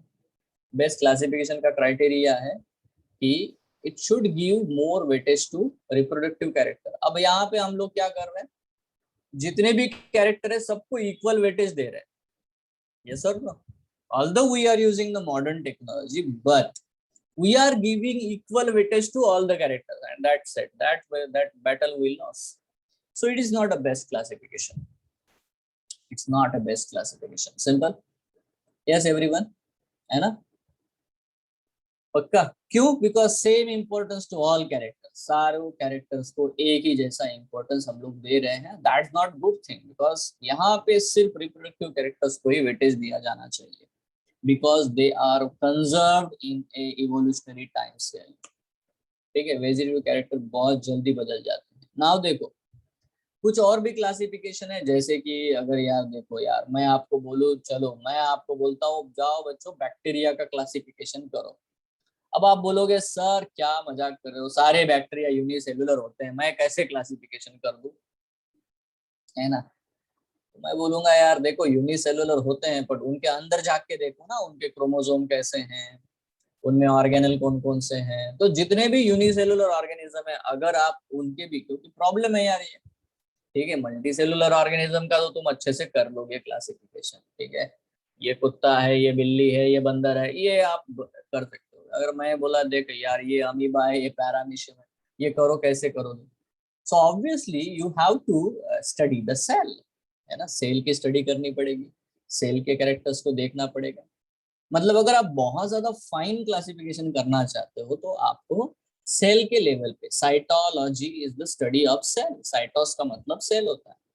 तो जब हम cytotaxonomy ये वर्ड यूज करते हैं बच्चों, तो हम लोग अल्ट्रा स्ट्रक्चर ऑफ सेल देखते हैं। अल्ट्रा स्ट्रक्चर मतलब हाई एंड माइक्रोस्कोप में सेल ऑब्जर्व करेंगे, ठीक है, एकदम इलेक्ट्रॉन माइक्रोस्कोप में जबरदस्त मैग्निफिकेशन पे हम लोग सेल को, इंटरनल जो सेल के भी अंदर है उन चीजों को ऑब्जर्व करते हैं, ठीक है। देखो आज तो हमने ऐसे भी माइक्रोस्कोप बना लिए जिससे हम एटम तक को देख पाते हैं, ठीक है। तो सेल के अंदर तो आसानी से देख लेंगे आप लोग, ठीक है। सो कैरियोटाइप मतलब, कैरियोटाइप का मतलब है कि उसके अंदर उसके जो डीएनए है, क्रोमोसोम है, वो कैसे अरेंज्ड है ना। उनका क्रोमोसोम का कितना नंबर है, कितने क्रोमोसोम कितने ऑर्गन है, साइज कितना है क्रोमोसोम का, वो क्रोमोसोम बिहेव कैसे करते हैं, ये सारी चीजें अगर आप ऑब्जर्व करते हो तो इसका मतलब है मतलब आप क्लासिफिकेशन में अगर यूज करते हो ये भी कैरेक्टर, तो उसको हम साइटोटैक्सोनॉमी कहते हैं। तो ये बहुत ज्यादा डेप्थ में क्लासिफिकेशन चला गया, बट इससे भी ज्यादा डेप्थ में जा सकते हैं। अब जैसे कि मैंने कहा, चलो बच्चों वायरस का क्लासिफिकेशन करो, आप बोलोगे सर क्या बात कर रहे हो, उधर वायरस में तो वायरस खुद सेल है ही नहीं, सेल ही नहीं है वो। अच्छा, फिर कैसे करोगे क्लासिफिकेशन? तो बेटा अगर आप क्लासिफिकेशन नहीं कर पाओगे तो देखो हम लोग कैसे क्लासिफाई करते हैं वायरस को। कुछ वायरस को बोलते हैं अच्छा ये डीएनए वायरस है या आरएनए वायरस है। अच्छा कैसे? क्योंकि उनमें होता है डीएनए या आरएनए, बस इतना ही चीजें होती है और ऊपर प्रोटीन का कोटिंग होता है। तो हम डायरेक्टली केमिकल एनालिसिस करते हैं बच्चों, केमिकल एनालिसिस, उनसे केमिकल आइसोलेट कर लेते हैं, प्रोटीन आइसोलेट कर लिया, कार्बोहाइड्रेट्स अगर है तो आइसोलेट कर लिए, डीएनए आइसोलेट कर लिया, आरएनए, और उनको फिर टैली करना शुरू करते हैं। बहुत बहुत बारीक काम हो गया ये तो, है ना। उसको हम लोग कहते हैं केमोटैक्सोनॉमी, जिसमें हम केमिकल एनालिसिस करेंगे जो बहुत ज्यादा फाइन हो जाएगा, बहुत ज्यादा डेप्थ में जाएगा। तो जब भी हम प्रोकैरियोटिक सेल है, मतलब जो यूनिसेलुलर ऑर्गेनिज्म है, इनके क्लासिफिकेशन करना चाहते हैं तो हम ये दोनों चीजें यूज करते हैं, है ना। साइटोटैक्सोनॉमी, इवन हायर ऑर्गेनिजम्स के भी बेटा हम लोग केमोटैक्सोनॉमी कर सकते हैं। इसमें कोई बड़ी बात नहीं है। अगर आप रिजॉल्व नहीं कर पा रहे हो इश्यूज को, है ना, प्रॉपरली क्लासिफिकेशन के, तो हम लोग केमिकल एनालिसिस करेंगे, केमिकल डिफरेंसेस देखेंगे और उससे पता चलेगा कि अरे हाँ ये अलग ऑर्गेनिज्म है, ये अलग है, बिकॉज इनके केमिकल थोड़े बहुत डिफरेंट डिफरेंट है। जैसे कि lipid, proteins, carbohydrate, nucleic acid, ये जो मॉलिक्यूलर लेवल पे हम लोग जा करके एनालिसिस करते हैं एंड देन क्लासिफिकेशन करते हैं। तो इसको समझाने के लिए मैंने यहाँ पे एग्जांपल दिया है, आप थोड़ा देख सकते हो। देखो 3 ऑर्गेनिज्म से, ह्यूमन है, चिंपैंजी है, गोरिल्ला। पैन मतलब क्या होता है? चिंपैन, पैंजी, ठीक है, चिंपैंजी। तो जो पैन है मतलब चिंपैंजी है या गोरिल्ला है। अब देखो यार, ये तीनों ही ऑर्गेनिज्म में ब्लड होता है ना। ब्लड में आरबीसीज होते हैं, आरबीसीज में हीमोग्लोबिन होता है। तो हमने तीनों का हीमोग्लोबिन निकाल लिया। तो हीमोग्लोबिन किस चीज से बना है? सर ये प्रोटीन है। अच्छा, प्रोटीन्स किस चीज से बना होता है? सर इनमें अमीनो एसिड के सीक्वेंसेस होते हैं। अच्छा, अमीनो एसिड्स होते हैं, ओके। तो अमीनो एसिड सीक्वेंसेस से प्रोटीन बना है, protein is haemoglobin, haemoglobin in the RBCs, RBCs in the blood, blood in the animal, ठीक है, बढ़िया है। तो फिर हमने हीमोग्लोबिन के अमीनो एसिड सीक्वेंसेस को टैली करना शुरू किया। तो पता चला कि इसके जो अमीनो एसिड सीक्वेंसेस है ह्यूमन के और चिंपैंजी के, इनमें 99% सिमिलैरिटी है। क्या बात है भाई, केमिकल लेवल पे 99% सिमिलैरिटी है। और चिंपैंजी और गोरिल्ला के बीच में जो है उनके हीमोग्लोबिन के सीक्वेंसेस में 85% सिमिलैरिटी है, ठीक है। और ह्यूमंस और गोरिल्ला के बीच में 65% सिमिलैरिटी है। तो क्या आप नहीं बता सकते इवोल्यूशनरी वे से कौन ज्यादा बेटा क्लोज है ह्यूमन से, चिंपैंजी या गोरिल्ला? Yes, chimpanzee. बिल्कुल सही। ये भी तो बता सकते हो, इवन ये भी बता सकते हो कि ह्यूमन, चिंपैंजी और गोरिल्ला, इनको देख करके कि चिंपैंजी के हिसाब से, चिंपैंजी के हिसाब से ज्यादा क्लोज कौन है, ह्यूमन या गोरिल्ला? तो आप बता सकते हो कि सर ह्यूमन, है ना, ज्यादा क्लोज है। गोरिल्ला के हिसाब से क्लोज कौन है? ऑब्वियसली बेटा गोरिल्ला के हिसाब से चिंपैंजी क्लोज है as compare to human. So that is the simple thing we can do and we can observe. अब ये किस बेसिस पे मैंने बताया? On the chemical analysis, yes और नो, है ना। अरे हम लोगों को डॉक्टर बचता है ना यार, फिर चलो पैथोलॉजी लैब में जाके ब्लड टेस्टिंग कर लो, है ना। मतलब वहां जाकर के एंटीजन है कि एंटीबॉडी है कि क्या तुम्हारे ब्लड में, उससे हम लोग डिटेक्ट करते हैं। So that is the chemical way, है ना।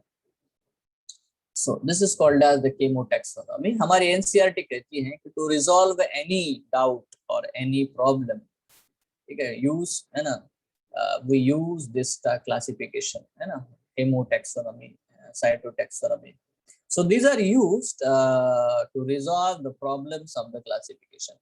तो जहां पे भी अगर अटक जाते हैं, क्लासिफिकेशन आगे कर ही नहीं पा रहे, मॉर्फोलॉजिकल और इंटरनल कैरेक्टर देख करके क्लासिफिकेशन हो ही नहीं पा रहा है, तो फिर हम लोग साइटोटैक्सोनॉमी या केमोटैक्सोनॉमी खास करके उनकी हेल्प लेते हैं ताकि हम क्लासिफिकेशन कर पाए। जो ऑर्गेनिज्म जैसे कि प्रोकैरियोटिक सेल है या तो बेटा वायरसेस है, इनका क्लासिफिकेशन अगर हमें करना है तो हमारे लिए दूसरा बढ़िया पर्याय नहीं है, ऑप्शन नहीं है, हमें chemo taxonomy is the best way. ठीक है, क्योंकि केमिकल एनालिसिस में कैसा दूध का दूध पानी का पानी हो जाएगा, क्लियर पता चल जाएगा अरे ये अलग है ये अलग है। मतलब इवन देखो आपको सुनने को मिलता है कोविड का ये वेरिएशन आ गया, ये बीटा प्लस आ गया, डेल्टा प्लस आ गया, delta, what are the differences, you know. Difference कहाँ पे है? केमिकल पे है ना, थोड़े थोड़े केमिकल डिफरेंसेस होते हैं, उससे इतना ज्यादा फर्क पड़ता है ना। तो ये चीज हम लोग डिटेक्ट करते हैं। सो that's it, that is all about what the classification. तो ये चीज आपके, अगर आप एनसीईआरटी टेक्स्ट बुक लेते हो, जैसे भी मतलब अगर महाराष्ट्र बोर्ड का है तो उसके भी टेक्स्ट बुक लेते हो तो उसकी कॉपी है, तो उनमें बेटा ये चीजें मेंशन की है, ठीक है, पहले पहले पेजेस के ऊपर। तो डेफिनेटली बेटा ये सब आपको है ना, आप रीडिंग फ्रेम में आपके आ जाएगा। तो ये था, है ना, मतलब इंट्रोडक्शन ऑफ क्लासिफिकेशन और क्लासिफिकेशन ऑफ क्लासिफिकेशन, जो कि किया था एपीडी कैंडोल। एपीडी कैंडोल नाम के साइंटिस्ट है। उन्होंने देखो, ये लीनियस ने थोड़ी बोला कि मेरे क्लासिफिकेशन को आर्टिफिशियल बोला, ऐसा नहीं। ये एपीडी कैंडोल ने बोला कि देखो ऐसा अगर है तो ऐसा बोलो, बस दैट्स इट। ठीक है, so that is the thing we have to understand here. That's it, that is all the different types of the classification. किसी को कोई डाउट है बच्चों? No sir.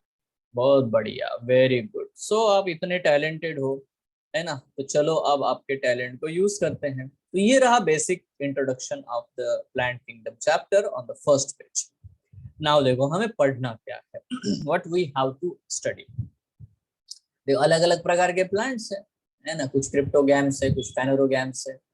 तो लेट है ना डिटेल समथिंग। ठीक है, तो डिटेल मतलब जितना एनसीईआरटी में है उतना ही, ज्यादा नहीं, वो भी बहुत हो जाता है। ठीक है, तो एल्गी, तीन प्रकार के एल्गी के बारे में हम लोग पढ़ने वाले, शैवाल इसको कहते हैं। So we are going to study about the three different types of the algae. Green algae, brown algae, red algae. है ना आसान, है ना। ग्रीन मतलब क्लोरो, ब्राउन मतलब फियो एंड रेड मतलब रोडो। तो बेटा यहाँ पे जो सफिक्स लगे हुए हैं ये एल्गी को रिप्रेजेंट करते हैं, क्लोरोफाइसी, फियोफाइसी, रोडोफाइसी, है ना। Green algae, brown algae, red algae. Study of the algaes phycology, phyceae, phycology, PHYCO। ठीक है, so that's it, we are very clear, and then we have to study about the different types of the bryophytes। Bryophyta में तीन चीजें हैं। अभी देखो हमारे book में सिर्फ दो ही चीजें दी है, दो ही ग्रुप दिए है, ये दो बस, ये नहीं दिया है हमारे बुक में, बट सिर्फ पता होना चाहिए नेम वाइज, इसलिए मैंने लिखा हुआ है। ब्रायोफाइटा में हमें पढ़ना है लीवरवर्ट एंड मॉसिस। ठीक है, साथ में बेटा हॉर्नवर्ट थोड़ा थोड़ा बात कर लेंगे। ठीक है, तो लीवरवर्ट को हम लोग बोलते हैं हिपैटिकॉप्सिडा, हॉर्नवर्ट को बोलते हैं एंथोसिरोटॉप्सिडा एंड मॉसिस को बोलते हैं bryopsida. So that later on we will see that one. ठीक है, सो देखो ये तीन ग्रुप हमें पढ़ने हैं in case of what the bryophyta, not three, only two. Now आते हैं बेटा टेरिडोफाइट्स। टेरिडोफाइट्स में हमें चार ग्रुप देखने को मिलेंगे। One is psilopsida, lycopsida, sphenopsida, pteropsida. These are the four groups that we have to study. Then gymnosperms. Gymnosperm में बेटा तीन है, साइकेडोप्सिडा, कोनिफेरोप्सिडा, नीटोप्सिडा। ठीक है, साइकस, कोनिफेरस आपने पढ़े होंगे, निडल लाइक लीफ वाले प्लांट्स को देखा होगा। ठीक है, क्रिसमस ट्री वगैरह भी देखा होगा, तो वो सब इसमें आते हैं जिम्नोस्पर्म्स में, दैट विल स्टडी। नाउ देखो एंजियोस्पर्म में है बेटा monocot as well as what the dicot. तो पांच ऐसे ग्रुप हमें पढ़ने हैं, और पांचों ग्रुप में थोड़े थोड़े सब हेडिंग मैंने आपको बता दिए कि क्या क्या हमें, है ना, इनके क्लासिफिकेशन में पढ़ना है। So that is all about what this. ठीक है, अब ये देखो यहाँ पे ये सिंपल एक लॉजिक अपने दिमाग में रखो कि मुझे याद करना पड़ेगा, ये कंसेप्ट दिमाग से निकाल दो। याद कुछ करना नहीं पड़ता, याद होता है। ठीक है, ये बात समझो। ठीक है, तो ये इंपॉर्टेंट है बेटा। ऑटोमेटिकली आप किसी भी चीज को बार बार विजिट करोगे ना, मतलब करेक्ट है, वो आपको बेटा वो जान पहचान की हो जाती है बातें। यही फंडा है। कुछ बच्चे सोचते हैं कि याद करना एक पर्टिकुलर है ना टास्क है, it is not a task. Just visit, it becomes yours. समझ रहे हो ना? To impress any person, you have to care, है ना? आप उनको केयर करोगे ना, जितना ज्यादा केयर करोगे उतना ज्यादा वो आपसे इम्प्रेस होगा, है ना? If you don't use perfume, if you don't take bath, है ना, still, है ना, still, है ना, फिर भी बेटा हम लोग ऐसा इम्प्रेस कर देंगे दूसरे को. क्यों? If you care, if you visit, है ना, if you ask many times, कैसे हो, कैसे हो, कैसे हो, कैसे हो, तो बोला अच्छा हो, अच्छा हो, अच्छा हो, अच्छा हो, है ना, ये बड़ा बंदा यार रोज पूछता है मुझे, है. So that's it. We have to understand. We have to visit. We have to revise the things. Automatically, they will be remembered. ठीक है? And don't say your brain. आपके ब्रेन को ये मत बोलो कि मुझे याद रहेगा क्या, मैं याद कर सकूंगा क्या, ये कैसा, ऐसा कुछ भी नहीं है. आप जैसा ऑर्डर दोगे ब्रेन को, ब्रेन आपका ऑर्डर फॉलो करेगा. आपका ही ब्रेन आपके ही ब्रेन के ऑर्डर को फॉलो करता है. ठीक है? So how you suggest your brain, इसको हम लोग क्या बोलते हैं? This is called the self hypnosis. इसको हम लोग सेल्फ हिप्नोसिस बोलते हैं. मतलब हम अपने ब्रेन को ये ट्रिक करें, बोले कि यार मुझे सब याद रहता है, यस यस, तो फिर वो ब्रेन के जो भी वही पोर्शन एक्टिवेट होंगे जो आपको एकदम सुपेरियर बना देते हैं, है ना. आप अगर ये बोलते रहोगे कि अरे मैं तो भूल जाता हूँ, मुझे याद ही नहीं रहता, मुझे जमता ही नहीं, ये वो सब, ठीक है, तो दैट्स इट, है ना. सो यहाँ पे बेटा हम लोग शुरू करते हैं एल्गी के बारे में बात करते हैं. एल्गी बहुत सारे अलग अलग प्रकार के हमें देखने को मिलते हैं. ठीक है, नाउ देखो, सबसे पहले एल्गी, इसमें साइज एंड स्ट्रक्चर के बारे में देखेंगे. उसके बाद में बेटा उसके क्या बोलते हैं, रिप्रोडक्शन के बारे में पढ़ेंगे कि वो रिप्रोड्यूस कैसे करते हैं. और फिर उसका क्लासिफिकेशन देखेंगे और उनके सिग्निफिकेंस भी हम लोग देखते हैं. ठीक है, तो फर्स्ट ऑफ ऑल देखो, एल्गी जो है बहुत सारी जगह पे पाए जाते हैं. ठीक है, मतलब मॉइस्ट जहाँ पे एक्वेटिक बॉडीज होती है वहां पे बेटा आपको एल्गी देखने को मिलते हैं.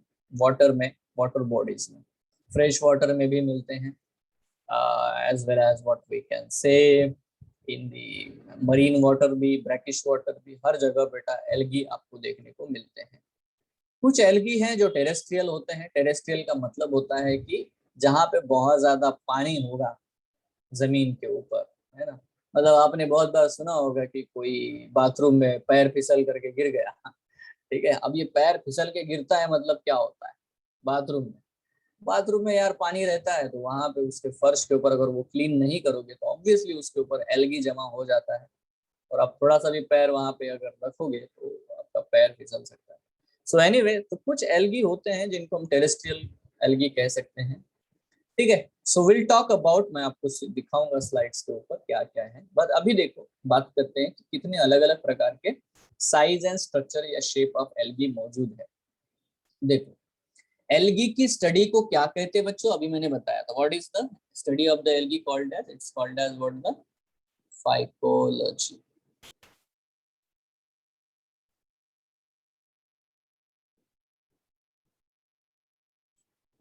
ठीक है, नाउ साइज एंड स्ट्रक्चर देखो, बहुत सारे ऐसे एल्गी होते हैं जो सिंगल सेल के होते हैं, यूनिसेलुलर. ठीक है, सिंगल सेल के. क्लासिफिकेशन के हिसाब से प्लांट्स में कोई यूनिसेलुलर ऑर्गेनिज्म नहीं होना चाहिए, बट ठीक है, कुछ एल्गी है जिनको हम लोग यूनिसेलुलर एल्गी कहते हैं. यूनिसेलुलर एल्गी में दो एग्जांपल यहाँ पे मैंने बताए हैं. एक है मोटाइल एल्गी, एक है नॉन मोटाइल. मोटाइल मतलब खुद से मूवमेंट करते हैं. फॉर एग्जाम्पल यहाँ पे एल्गी का नाम दिया बच्चों, क्लैमाइडोमोनास. क्लैमाइडोमोनास, ठीक है, क्लैमाइडोमोनास. ये एक छोटा सा एल्गी जैसे स्माइली जैसा आपको दिखाई दे रहा है. उसको देखो, आपको फ्लैजिला दिखाई दे रहा है, तो ये मूवमेंट करता है, पानी में घूमता फिरता इधर उधर. ठीक है, although it is a plant, it will move from one place to another place toward the light, है ना. जहां जहां उसको लाइट मिलेगा वहां वहां मूवमेंट करता है. तो ये है motile algae, but single cell का, एक ही सेल है उसमें. भी बहुत सारे ऐसे भी एल्गी है जो कि नॉन मोटाइल होते हैं, जैसे कि क्लोरेला. क्लोरेला एक सिंगल सेल का एल्गी है, बट वो नॉन मोटाइल है, वो घूमते फिरते नहीं है. या तो एसिटाबुलारिया, ये देखो, ये एक एल्गी है एसिटाबुलारिया. ठीक है, तो ये भी जो है, ये भी सिंगल सेल एल्गी है ना. यहाँ देख सकते हो, ये है एसिटाबुलारिया सेल. एक बहुत बड़ा सेल होता है, लंबा लंबा सा.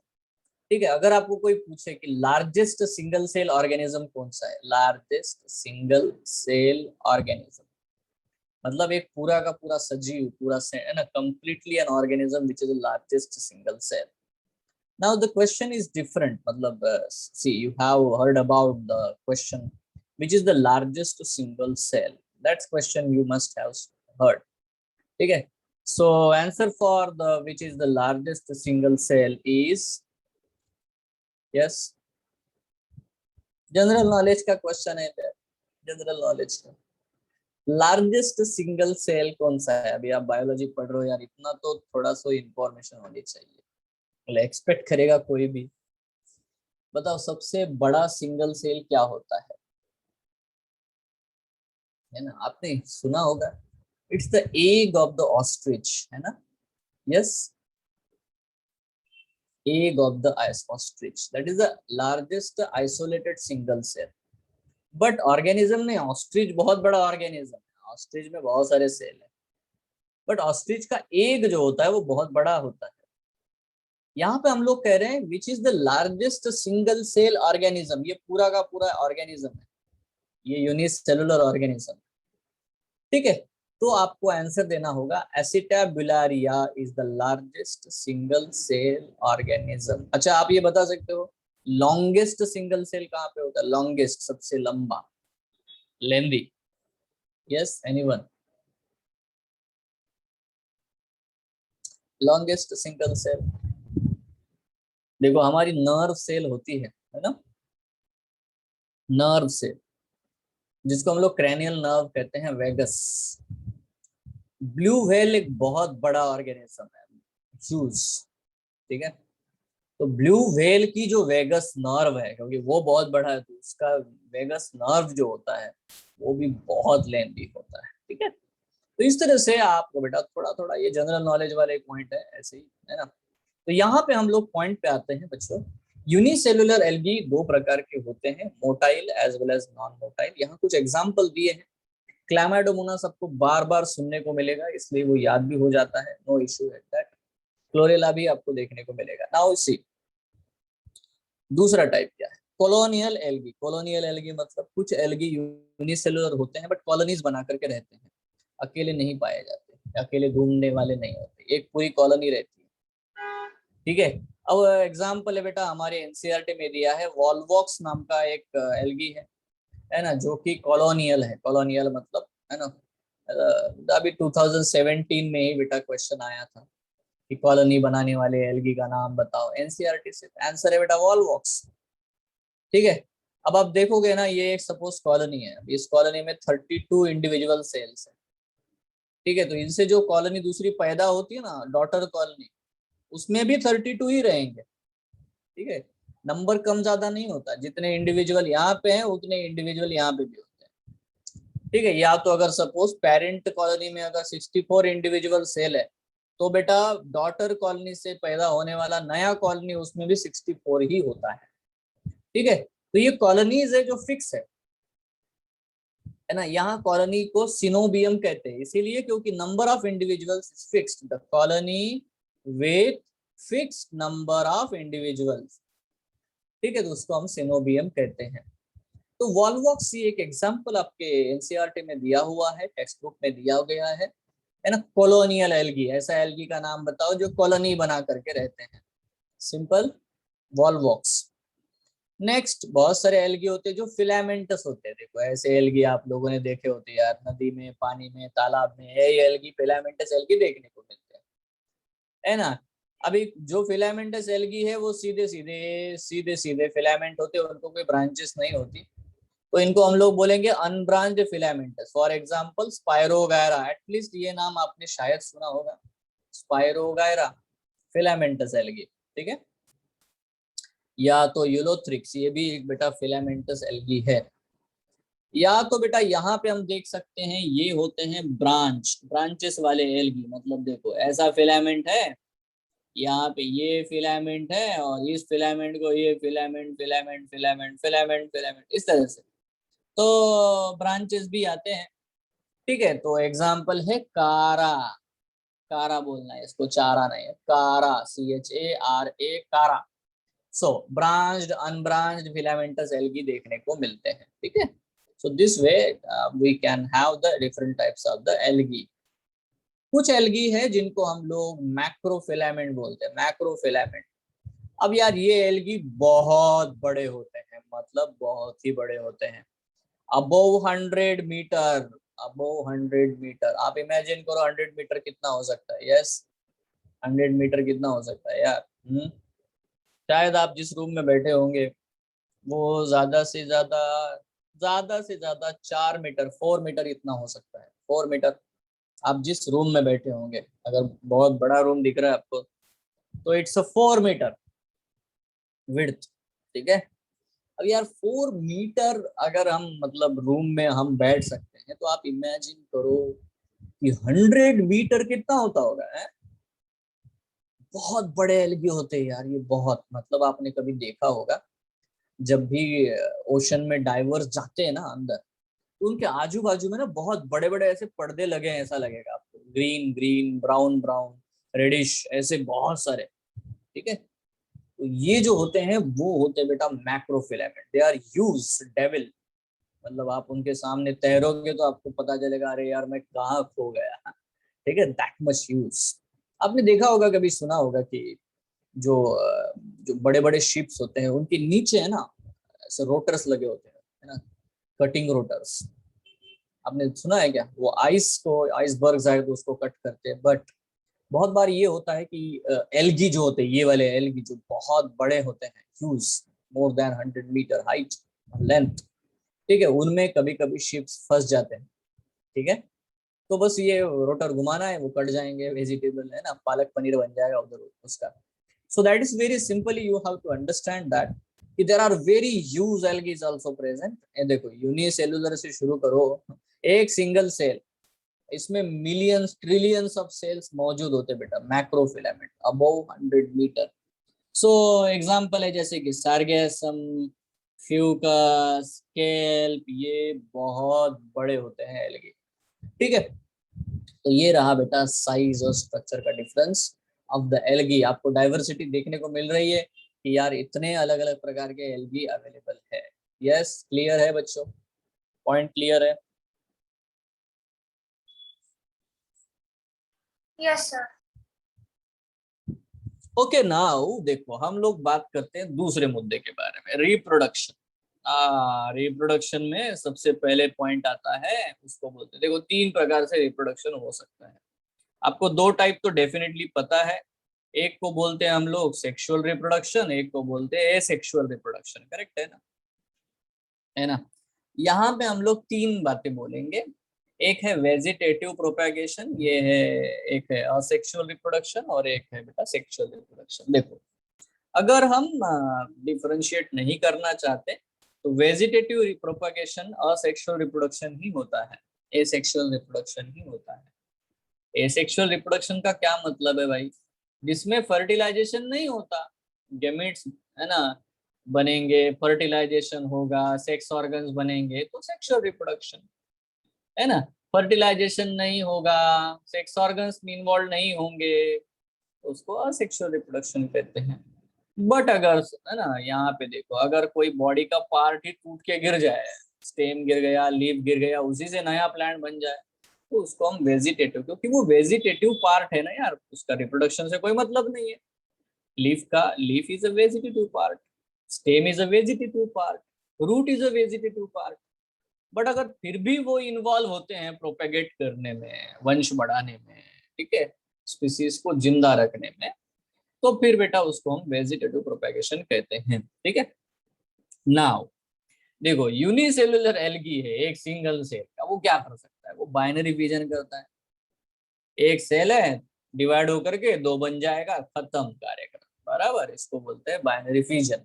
तो वो यूनिसेलुलर एल्गी में हो सकता है। या तो बडिंग, बर्ड्स क्रिएट करेगा, ये एक सिंगल सेल है, आपको दिखाई दे रहा है, इसके ऊपर एक छोटू सा बर्ड जैसा अनइक्वल डिवीजन हो करके, ये भी यूनिसेलुलर एल्गी में आपको देखने को मिलेगा। एक होता है फ्रेगमेंटेशन। फ्रेगमेंटेशन बहुत आसान चीज है रे। देखो अभी मैंने फिलामेंटस एल्गी बताए थे, अब ये यहाँ से लेकर यहाँ तक फिलामेंट है, यहाँ से अगर टूट गया 2 फ्रेगमेंट बन जाएंगे, ये फ्रैगमेंट से एक एल्गी बनेगा, दूसरे फ्रैगमेंट से दूसरा एल्गी बनेगा, दैट्स इट, डन। इसको बोलते हैं फ्रेगमेंटेशन। सिंपल है, ज्यादा मुश्किल नहीं है यहाँ पे। या तो कुछ ट्यूबर्स बना लेते हैं, कुछ मल्टीसेलुलर एल्गी में एक स्पेशल स्ट्रक्चर बनता है, ट्यूबर, है ना। जैसे कि प्लांट्स में पोटैटो बनेगा, ट्यूबर है ना, तो potato is a tuber. So tubers बनते हैं और ये ट्यूबर्स पानी में ही कहीं पे गिर जाएंगे और फिर उनसे नया एल्गी बनेगा, तो that is a vegetative propagation. Yes everyone, it's so easy, है ना। नाउ देखो, अब हम बात करते हैं एसेक्सुअल रिप्रोडक्शन के बारे में। देखो, एसेक्सुअल रिप्रोडक्शन हम लोग तभी कहेंगे जब एक पर्टिकुलर स्ट्रक्चर सिर्फ रिप्रोडक्शन के लिए ही बनाया जा रहा है, जैसे कि स्पोर्स। स्पोर्स क्यों बनते हैं? रिप्रोड्यूस करने के लिए, ठीक है। तो असेक्सुअल रिप्रोडक्शन हम लोग वर्ड यूज करेंगे जब हम बात करेंगे स्पोरोजेनेसिस की। स्पोरोजेनेसिस मतलब स्पोर बनाने की प्रोसेस, ठीक है। जैसे स्पोर्स बनेंगे, ठीक है, स्पेशल स्ट्रक्चर बनेगा एक, जिससे है ना एल्गी अपने वंश को बढ़ाए, ठीक है। इसमें ना ही सेक्स ऑर्गन्स इन्वॉल्व है, ना ही फर्टिलाइजेशन इन्वॉल्व है, ना ही गैमेट्स इन्वॉल्व है, ठीक है। नाउ देखो, कुछ होते हैं, कुछ स्पोर्स ऐसे होते हैं जो मोटाइल होते हैं, मतलब घूमने फिरने वाले, जिनको जैसे अभी मैंने जैसे बताया था ना, तो उनको फ्लैजेला होते हैं। तो ऐसे मोटाइल स्पोर को हम लोग जू स्पोर्स कहते हैं या प्लानोस्पोर्स कहते हैं, घूमते फिरते। जैसे ये देखो, ये बाय फ्लैजेलेट स्पोर है, या तो क्वाड्री फ्लैजेलेट स्पोर है। क्वाड्री फ्लैजेलेट मतलब चार चार फ्लैजेला है उसको, क्वाड्री मतलब चार, बाय मतलब दो। सो ऐसे फ्लैजेला वाले स्पोर्स बन जाते हैं और ये स्पोर्स पानी में तैरते तैरते तैरते तैरते कहीं सेटल हो जाते हैं और वहीं से उनसे नया एल्गी बन जाएगा। तो may be this is a motile asexual spore, इनको हम लोग बोलते हैं मोटाइल। और it can produce even non motile spore, मतलब ऐसे स्पोर जिनको फ्लैजेला नहीं होता, ठीक है। अभी देखो, मैं क्या कहता हूँ, जू स्पोर या वर्ड यहाँ पे यूज किया प्लानो। प्लानो मतलब मोटिलिटी, प्लेन, है ना, एरोप्लेन, ओके, एरोप्लेन मूवमेंट करता है हवा में एरोप्लेन, समझ रहे हो। तो दैट प्लानोस्पोर, जू स्पोर। जू क्यों रे? जू मतलब एनिमल स्टडी, तो जैसे एनिमल मूवमेंट करते हैं वैसे स्पोर भी मूवमेंट करता है, तो जू स्पोर, है ना, planospore. Anyway, non motile spores without flagella. अभी देखो, इसको नाम रखा हमने ए प्लानोस्पोर। अभी यार, मोटाइल को प्लानो बोल रहे हैं तो नॉन मोटाइल को ए प्लानो बोलो, दैट सिंपल, है ना। तो ए प्लानोस्पोर। नाउ देखो, एल्गी के ऊपर, है ना, यहाँ पे थिन सेल वॉल होगा तो उसको बोलते हैं ए प्लानोस्पोर्स, ठीक है। तो ये ज्यादा दिन टिकते नहीं है ना, बस बन जाएंगे और फिर तुरंत इनको जर्मिनेट होना होता है, इसलिए ज्यादा थिक उनको कोटिंग नहीं है, आराम से, कोई प्रोटेक्शन की उतनी जरूरत नहीं है। बट कभी कभी कुछ एल्गी जो है एक काइनेट्स बनाते हैं, तो ये भी, है ना, एक नॉन मोटाइल स्पोर होता है। इसकी स्पेशलिटी है कि इसके ऊपर थिक सेल वॉल होगा बेटा, थिक सेल वॉल, ठीक है। नॉर्मल अंदर नॉर्मल सेल है, नॉर्मल सेल है, बट ऊपर थिक सेल वॉल होता है, ताकि कुछ दिन तक ये, अगर कंडीशन थोड़ी खराब हो जाती है तो टिका हुआ रहे, बस, है ना। और जैसे अच्छी कंडीशन दिखे, अच्छा पानी वानी जमा हो गया, तो अपना नया एल्गी बनाना शुरू करे, ठीक है। तीसरा है बेटा हाइप्नोस्पोर। ये बहुत ज्यादा दिनों तक टिकेगा, मतलब देखो, अगर 4 महीने तक तालाब पूरा सूख जाएगा ना, तब भी ये वहां पे पड़े रहेंगे अपने बिना पानी के, इनको कुछ फर्क नहीं पड़ता। लॉन्गेविटी ज्यादा है, मतलब बहुत दिनों तक टिके रहेंगे, ठीक है। अब इसमें होता क्या है, इनके पास भी ये थोड़े बड़े हो जाते हैं स्पोर्स, और इनका सेल वॉल बड़ा ही जाड़ा सेल वॉल होता है, और अंदर जो है, अंदर जो भी मटेरियल ना, साइटोप्लाज्म वगैरह जो भी है, वो बहुत ज्यादा ऐसे कंडेंस हो जाता है, पूरी तरह से ऐसे गाढ़ा एकदम, और ये बिल्कुल पड़े रहते हैं बिल्कुल स्लो मोशन में ठीक है। अभी मेटाबॉलिज्म एकदम स्लो होती है स्लीपिंग कंडीशन में, तो इनकी लॉन्गेविटी जो है बहुत ज्यादा होती है, ठीक है। तो अकाइनेट्स और हाइप्नोस्पोर में यही डिफरेंस है, अकाइनेट्स में भी थिक सेल वॉल है, हाइप्नोस्पोर में भी थिक सेल वॉल है, बराबर, बराबर है ना। बट फर्क क्या है, अकाइनेट्स में नॉर्मल साइटोप्लाज्म होता है, बट हाइप्नोस्पोर क्या है, हाइपर कंडीशन वाला है भैया वो, ठीक है, उसके अंदर भयंकर कंडेंस्ड चीज होती है। देखो यहाँ पे एक और बढ़िया चीज है, पामेला स्टेज। ये तो एक्सट्रीम हार्श कंडीशन में सरवाइव करते हैं, ताला पूरा सूख गया एकदम कड़क, जब बारिश होगी 4 5 6 महीने बाद में, तब यहाँ पे वो एल्गी पनपेगा। बट इसमें होता क्या है, देखो ये सिंगल जिंदा एल्गी है, उसका ये न्यूक्लियस है। अब ये एल्गी क्या करता है, खुद को डिवाइड करता है, डिवाइड करता है मतलब अपने न्यूक्लियस की कॉपीज बना लेता है, और उनके आजू बाजू में छोटे छोटे छोटे छोटे ऐसे बना लेता है स्पोर्स, और अपने आजू बाजू में ऐसा जिलेटिनस मैट्रिक्स, बिल्कुल जेली सब्सटेंस, एक इतना जेली जमा कर लेता है कि उसका डेसिकेशन ना हो, सूखे नहीं, कभी वो कभी सूखता नहीं है।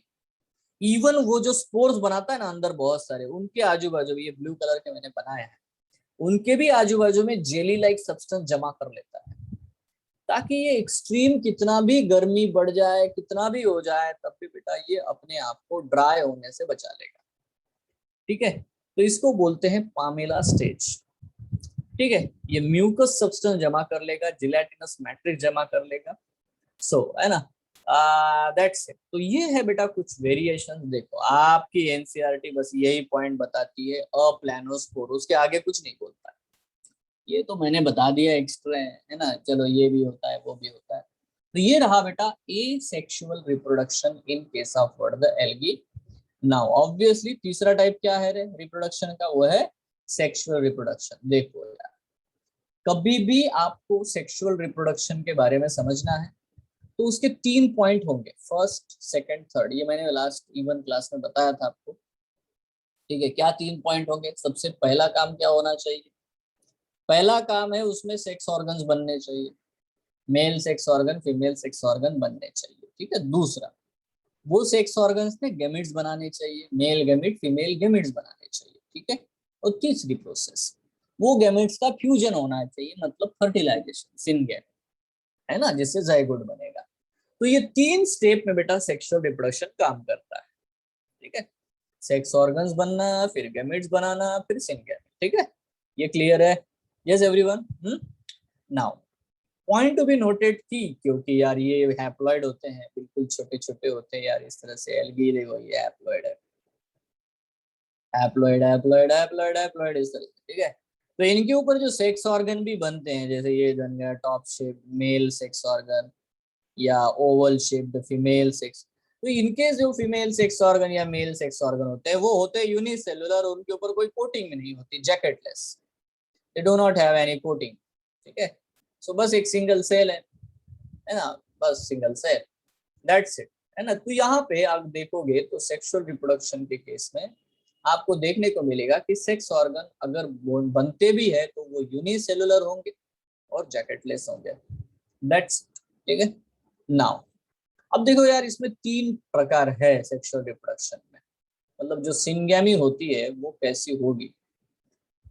देखो हम लोग जैसे कि ह्यूमन बींग्स के बारे में देख चुके हैं, बहुत बार आपने देखा होगा, एक बहुत बड़ा एग सेल होता है ना, इस तरह से ये वाला स्ट्रक्चर आपने देखा, ये ऐसा बहुत बड़ा ये है ना, और बहुत सारे बेटा स्पर्म जो है उसके तरफ मूवमेंट करते हैं, और एक आधा कोई पेनिट्रेट करके घुस जाता है अंदर, ये चीज आपने देखी है। बट क्या आप देख पा रहे हो यहाँ पे कि एक सेल बहुत बड़ा है, it's too huge as compare to the sperm. आपको पता है ये फैक्ट, एक सिंपल फैक्ट पता है कि ह्यूमंस में सबसे बड़ा सेल कौन सा होता है? The answer is the female's egg cell is the largest cell of the human. But fact यहाँ पे खत्म होता है कि which is the smallest cell in the human? The answer is the male sperm is the smallest cell. मतलब आपको दिखाई दे रहा है कि यार है ना, एक cell is largest and the sperm cell is the smallest cell. तो क्या बेटा हम इसको, ये गैमेट्स एक जैसे हैं क्या ह्यूमंस में? यस बच्चों, गैमेट्स का साइज एक जैसा है क्या? नहीं है, मॉर्फोलॉजिकली दे आर डिफरेंट। तो आइसोगेमी का क्या मतलब होता है, आप आराम से समझ सकते हो, you are too intelligent to understand this simple concept. Isogamy का क्या मतलब है कि जो दो यूनाइटिंग गैमेट्स है ना, वो बिल्कुल एक जैसे हैं, morphologically physiologically they are similar, identical. ठीक है, अब इस केस में आप लोग you can not differentiate it as a male and female gamete. आप इसको ये नहीं बोल सकते अच्छा ये मेल गैमेट है ये फीमेल, ऐसा कुछ नहीं बोल सकते। Why? Because they are exactly similar. Yes, ठीक है। So when they are morphologically, genetically identical, that's it, we call it the isogametes. और उनके फ्यूजन को हम लोग कहते हैं आइसोगैमी। क्या कहते हैं उसको हम लोग? आइसोगैमी। ठीक है। नाउ यहाँ पे देख सकते हो यार, ये मतलब ये जो चीज आपके सामने है, ये वाली यहाँ पे आपको ये देखो बच्चों, है ना। इस चीज में आप नोटिस कर सकते हो कि दोनों ही गैमेट एक जैसे हैं, सेम साइज, नॉन मोटाइल है, दोनों ही नॉन मोटाइल है। यहाँ पे आप देख सकते हो दोनों ही सेम साइज के और दोनों ही मोटाइल है ना। तो they are morphologically similar, genetically similar, physiologically similar, so हम लोग कहते हैं आइसोगेमी। ठीक है। अब देखो यार, एग्जाम पॉइंट ऑफ व्यू से अगर हमें इसको याद रखना है कि आइसोगेमी के क्या क्या एग्जाम्पल हैं, तो देखो यहाँ पे मैंने एक वर्ड दिया है आइसेकू। आइसेकू, अभी देखो आइसेकू मतलब India is a secular country. आइसेकू, India is a secular country. Okay okay okay. What is S? S का मतलब स्पायरोगैरा, ई का मतलब एक्टोकार्पस, सी का मतलब क्लैमाइडोमोनास एंड यू का मतलब यूलोथ्रिक्स। तो व्हाट इज आई? आई का मतलब आइसोगैमी है सर। Okay, thank you. तो आइसोगैमी के कुछ एग्जांपल्स यहाँ पे मैंने दिए हुए हैं, Spirogyra, Ectocarpus, Chlamydomonas, Ulothrix. U for Ulothrix, C for Chlamydomonas, E for Ectocarpus. ये नाम आपको याद हो जाएंगे, डोंट वरी अबाउट दिस। ठीक है। So this is isogamy. Now आप यार इतने इंटेलिजेंट हो, आई बिलीव, बहुत ज्यादा। क्या आप ये नहीं बता सकते कि अनआइसोगैमी का क्या मतलब है? कोई भी बता पाएगा यार? एनीवन? कोई बहुत बड़ा रॉकेट साइंस है? ये कितना आसान है। आइसोगैमी का मतलब अगर सिमिलर गैमेट्स होता है, तो अनआइसोगैमी का क्या मतलब होगा? Different gametes, morphologically and genetically. They are different. कुछ तो डिफरेंस होगा उनमें, एटलीस्ट कम से कम जेनेटिकल डिफरेंस होगा, है ना।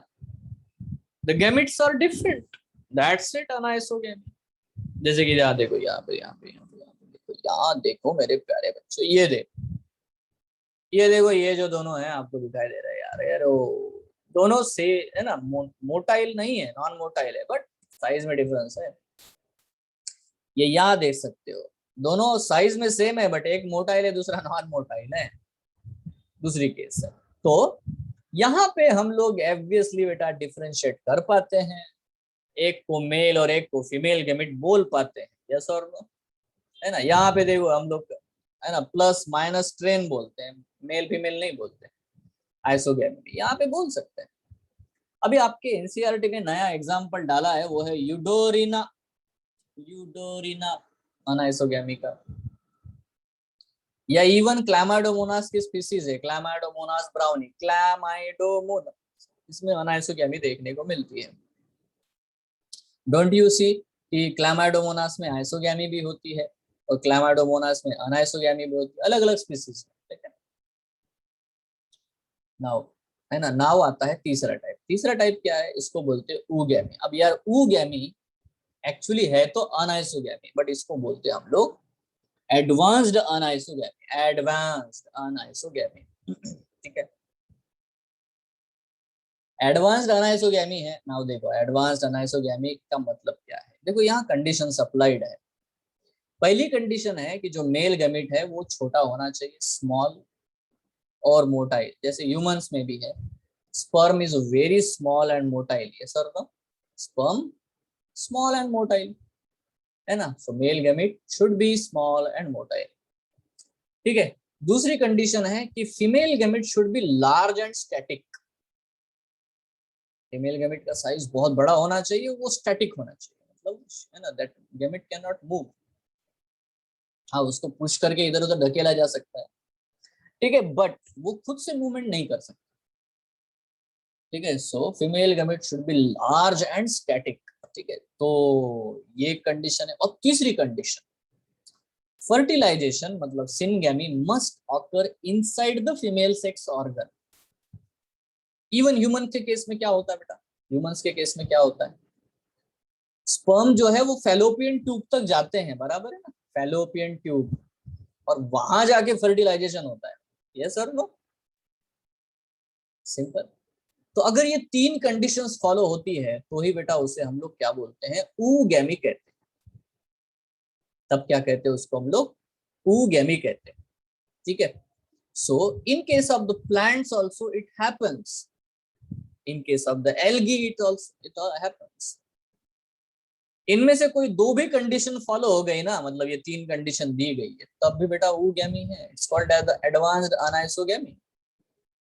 कंडीशंस क्या है? Male gamete should be small and motile, female gamete should be larger and static. ठीक है। सो और syngamy must occur inside the female sex organ. So if this condition is followed that is called as the oogamy.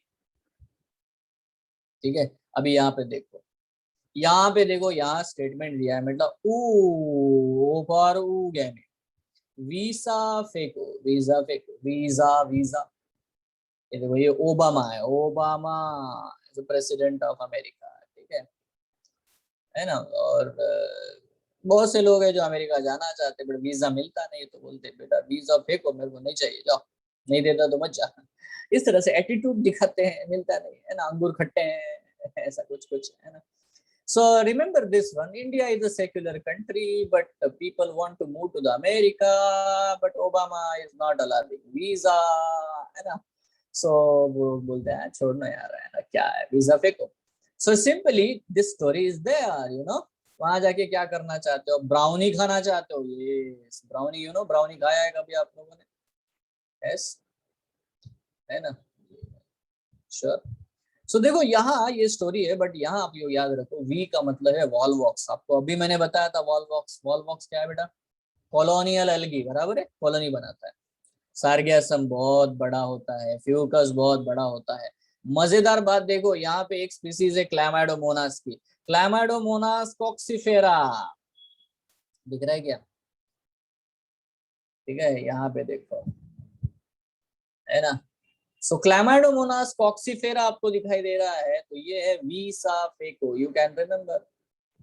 Volvox में oogamy है, सार्गासम में oogamy है, Fucus में oogamy है। मैं एक क्वेश्चन पूछूं बेटा, अभी तक कितना जो पढ़ा है उसमें से आप बता सकते हो? आप एक ऐसे एल्गी का स्पीसीज बताओ, या एल्गी बताओ, ग्रुप बताओ, जिसमें आइसोगैमी, अनाइसोगैमी, ऊगैमी तीनों ही देखने को मिलता है।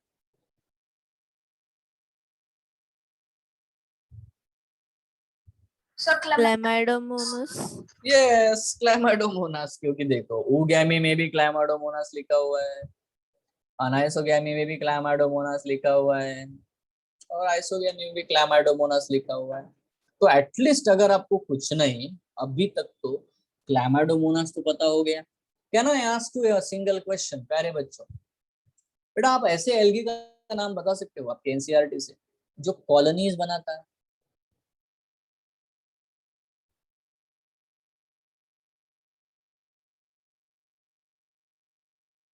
कॉलोनी और colonial algae. the Volvox. Volvox, Volvox है कि नहीं? यहाँ देखो, Volvox, VOLVOX, Volvox colonial algae, volonial, Volvox, volo colo, volonial colony, anyway you can remember it, है ना। just read it and read it if you remember, that's no problem at all। ठीक है। सो ये हो गया बेटा, हम लोगों ने पढ़ा अभी तक सेक्सुअल जो रिप्रोडक्शन है, असेक्सुअल रिप्रोडक्शन है, as well as what we can say about this, है ना, वेजिटेटिव प्रोपेगेशन है। ये सब चीजें बेटा यहाँ पे आपको देखने को मिलती है in case of what the algae. I hope, है ना, it's very very clear to you all. Now classification के बारे में अगर हम बात करते हैं एल्गी के, तो एल्गी के 3 प्रकार के एल्गी आपको पता है। नाम, जनरल नेम तो आपको पता है, कौन बता सकता है? बोलो बेटा, generally 3 different types of algaes आपको बताने हैं। Can you tell me? Moss.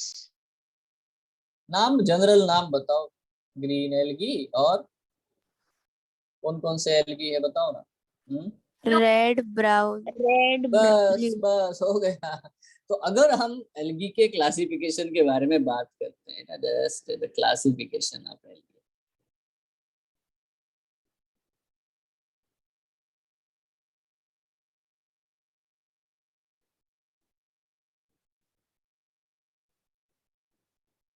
So if we talk about the classification of algae, ना, what is the main criteria? आपको क्या लगता है?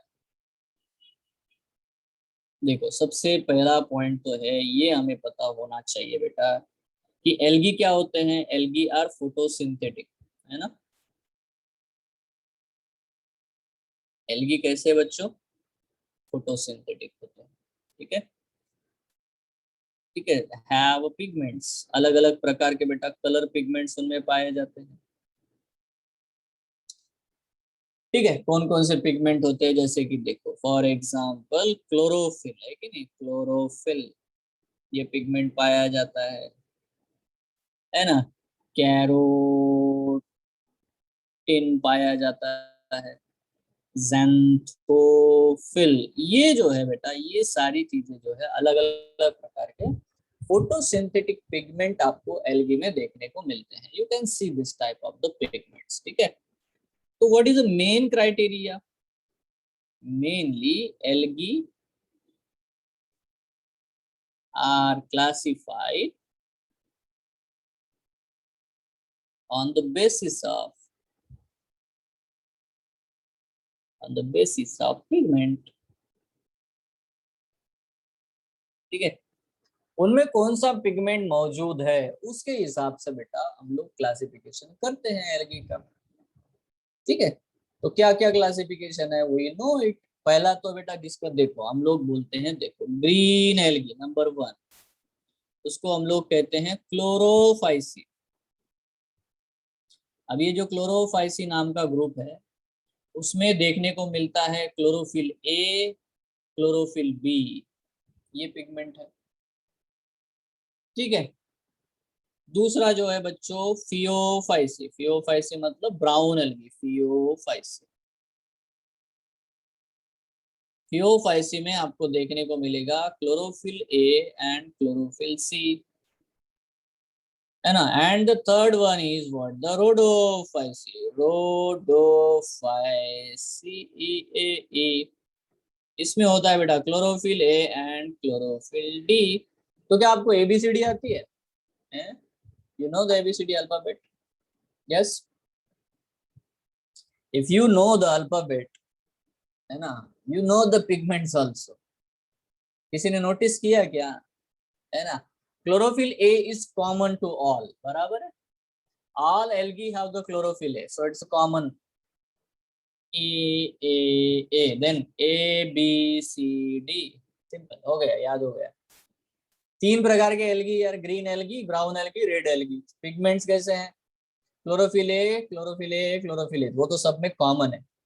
But B C D, B C D, done हो गया. Yes everyone? हाँ बच्चों, क्लियर है क्या रे? हेलो. Yes, sir. नाउ देखो, कभी कभी आता है कि यार ये ब्राउन एल्गी ब्राउन कलर के क्यों दिखते हैं, तो आप लोग बोलना उनके अंदर एक ब्राउन कलर का पिगमेंट होता है, उसको बोलते हैं फ्यूकोक्सैंथिन. ठीक है, फ्यूकोक्सैंथिन नाम का ब्राउन कलर का पिगमेंट फियोफाइसी में पाया जाता है, इसलिए वो ब्राउन कलर का है, क्योंकि उसमें ब्राउन पिगमेंट है. Now, why the red algae are red? Because they have a pigment that is called as a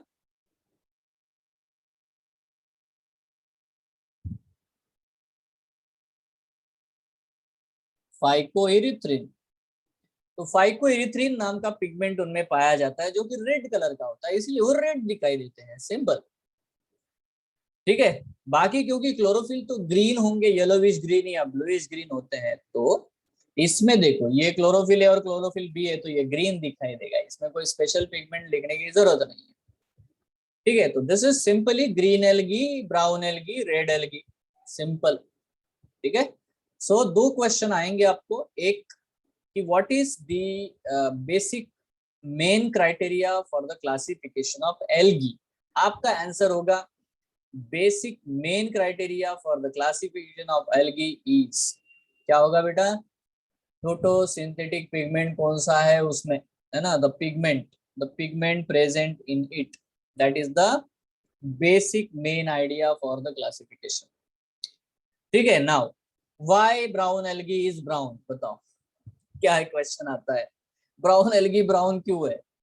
obviously answer है क्योंकि सर उसमें ब्राउन कलर का पिगमेंट है। यस और नो? अरे हाँ या ना? बस नाम कौन सा है उसका? फ्यूकोक्सैंथिन।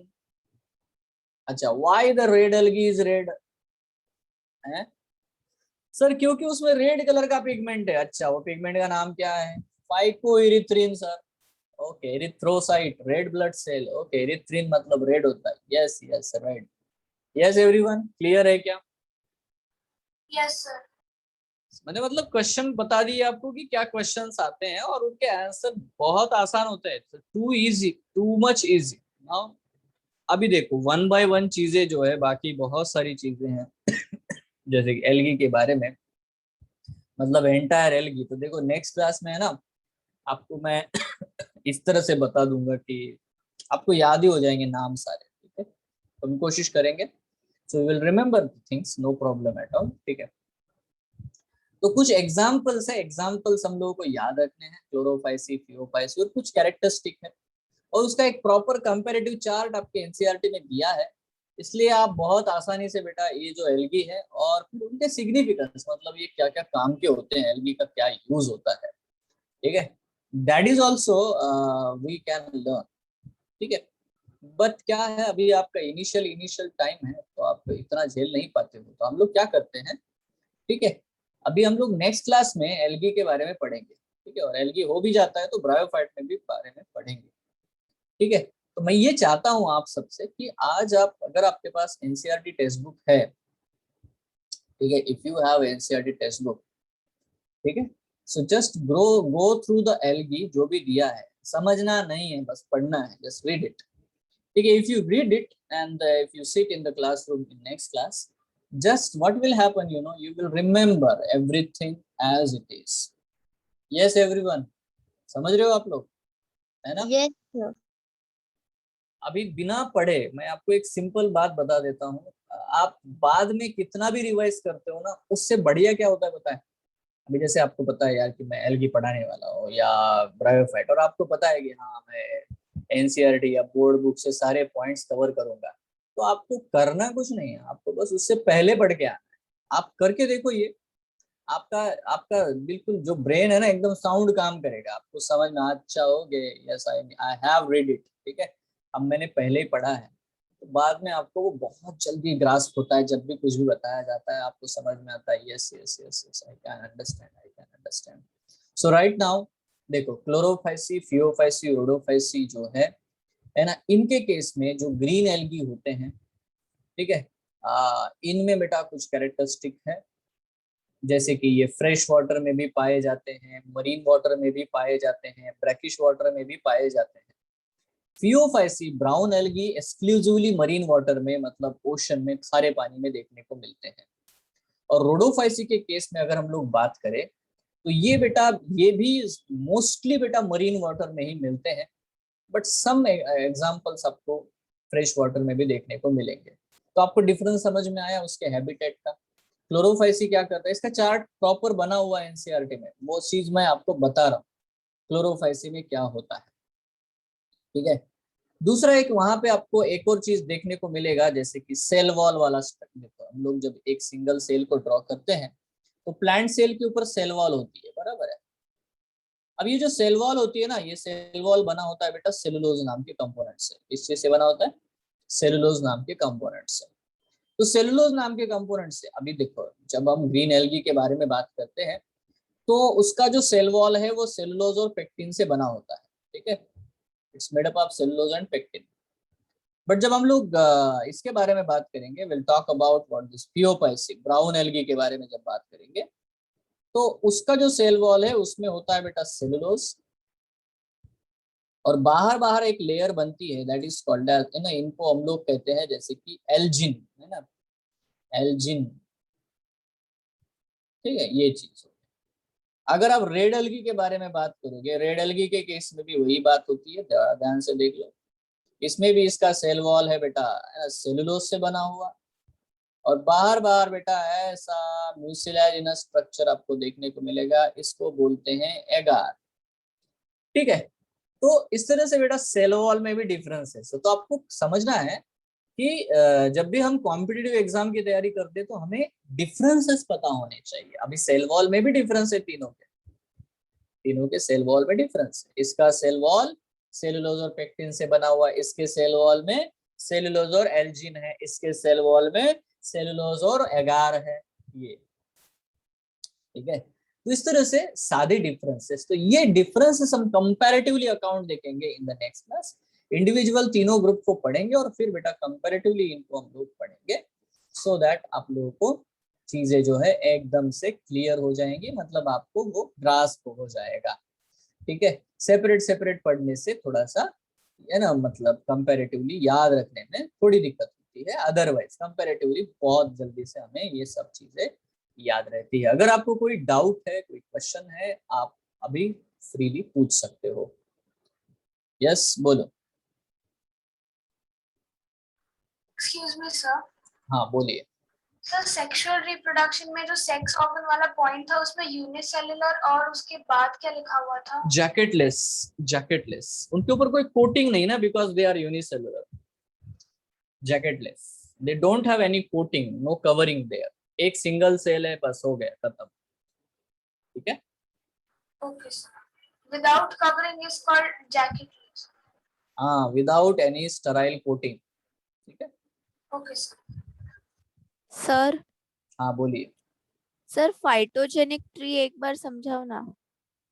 फाइलोजेनिक, हाँ फाइलोजेनिक, नहीं, phylogenic it's tree. So simple. वो तो मैंने एक रैशनल एग्जांपल लिया, मैंने कहा कि हम सारे ही ऑर्गेनिज्म एक दूसरे से है ना रिलेटेड है, रिलेटेड है ना। मतलब देखो, अगर हम ह्यूमन बीइंग के बारे में सोचना चाहते हैं कि हम आए कहाँ से अचानक से, अब इवोल्यूशन कैसे बताता है इसको, आप ही बताओ, इवोल्यूशन क्या समझाता है?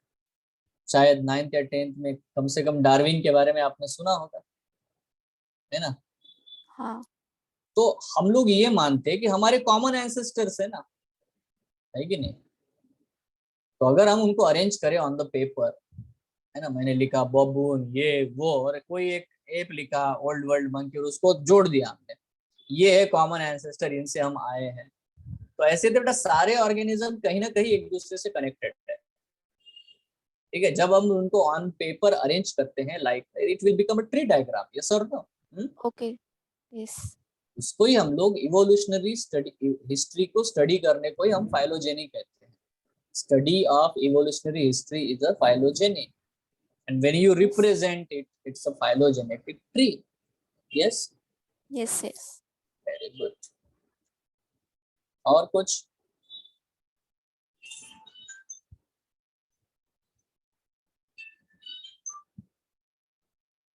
Sir, will you share this PDF?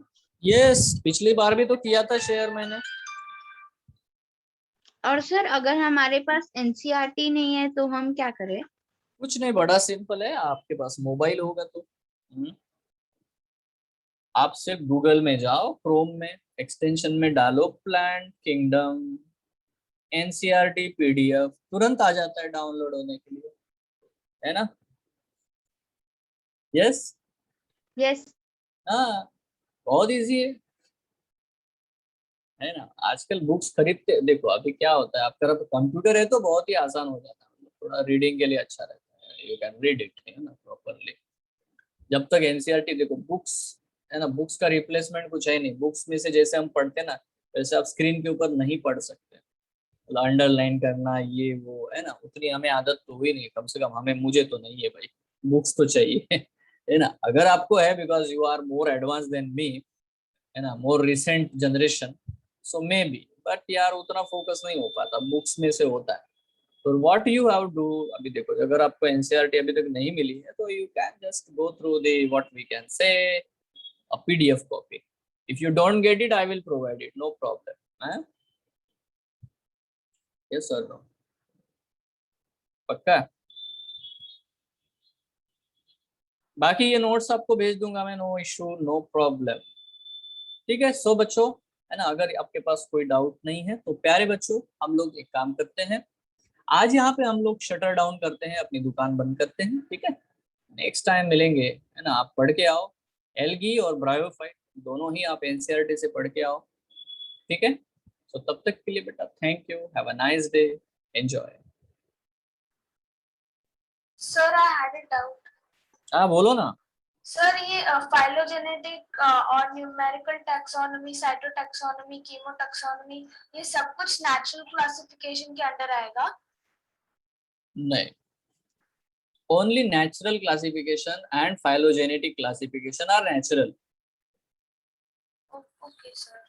ठीक है, yes sir, thank you sir. हाँ बेटा। Anyone else?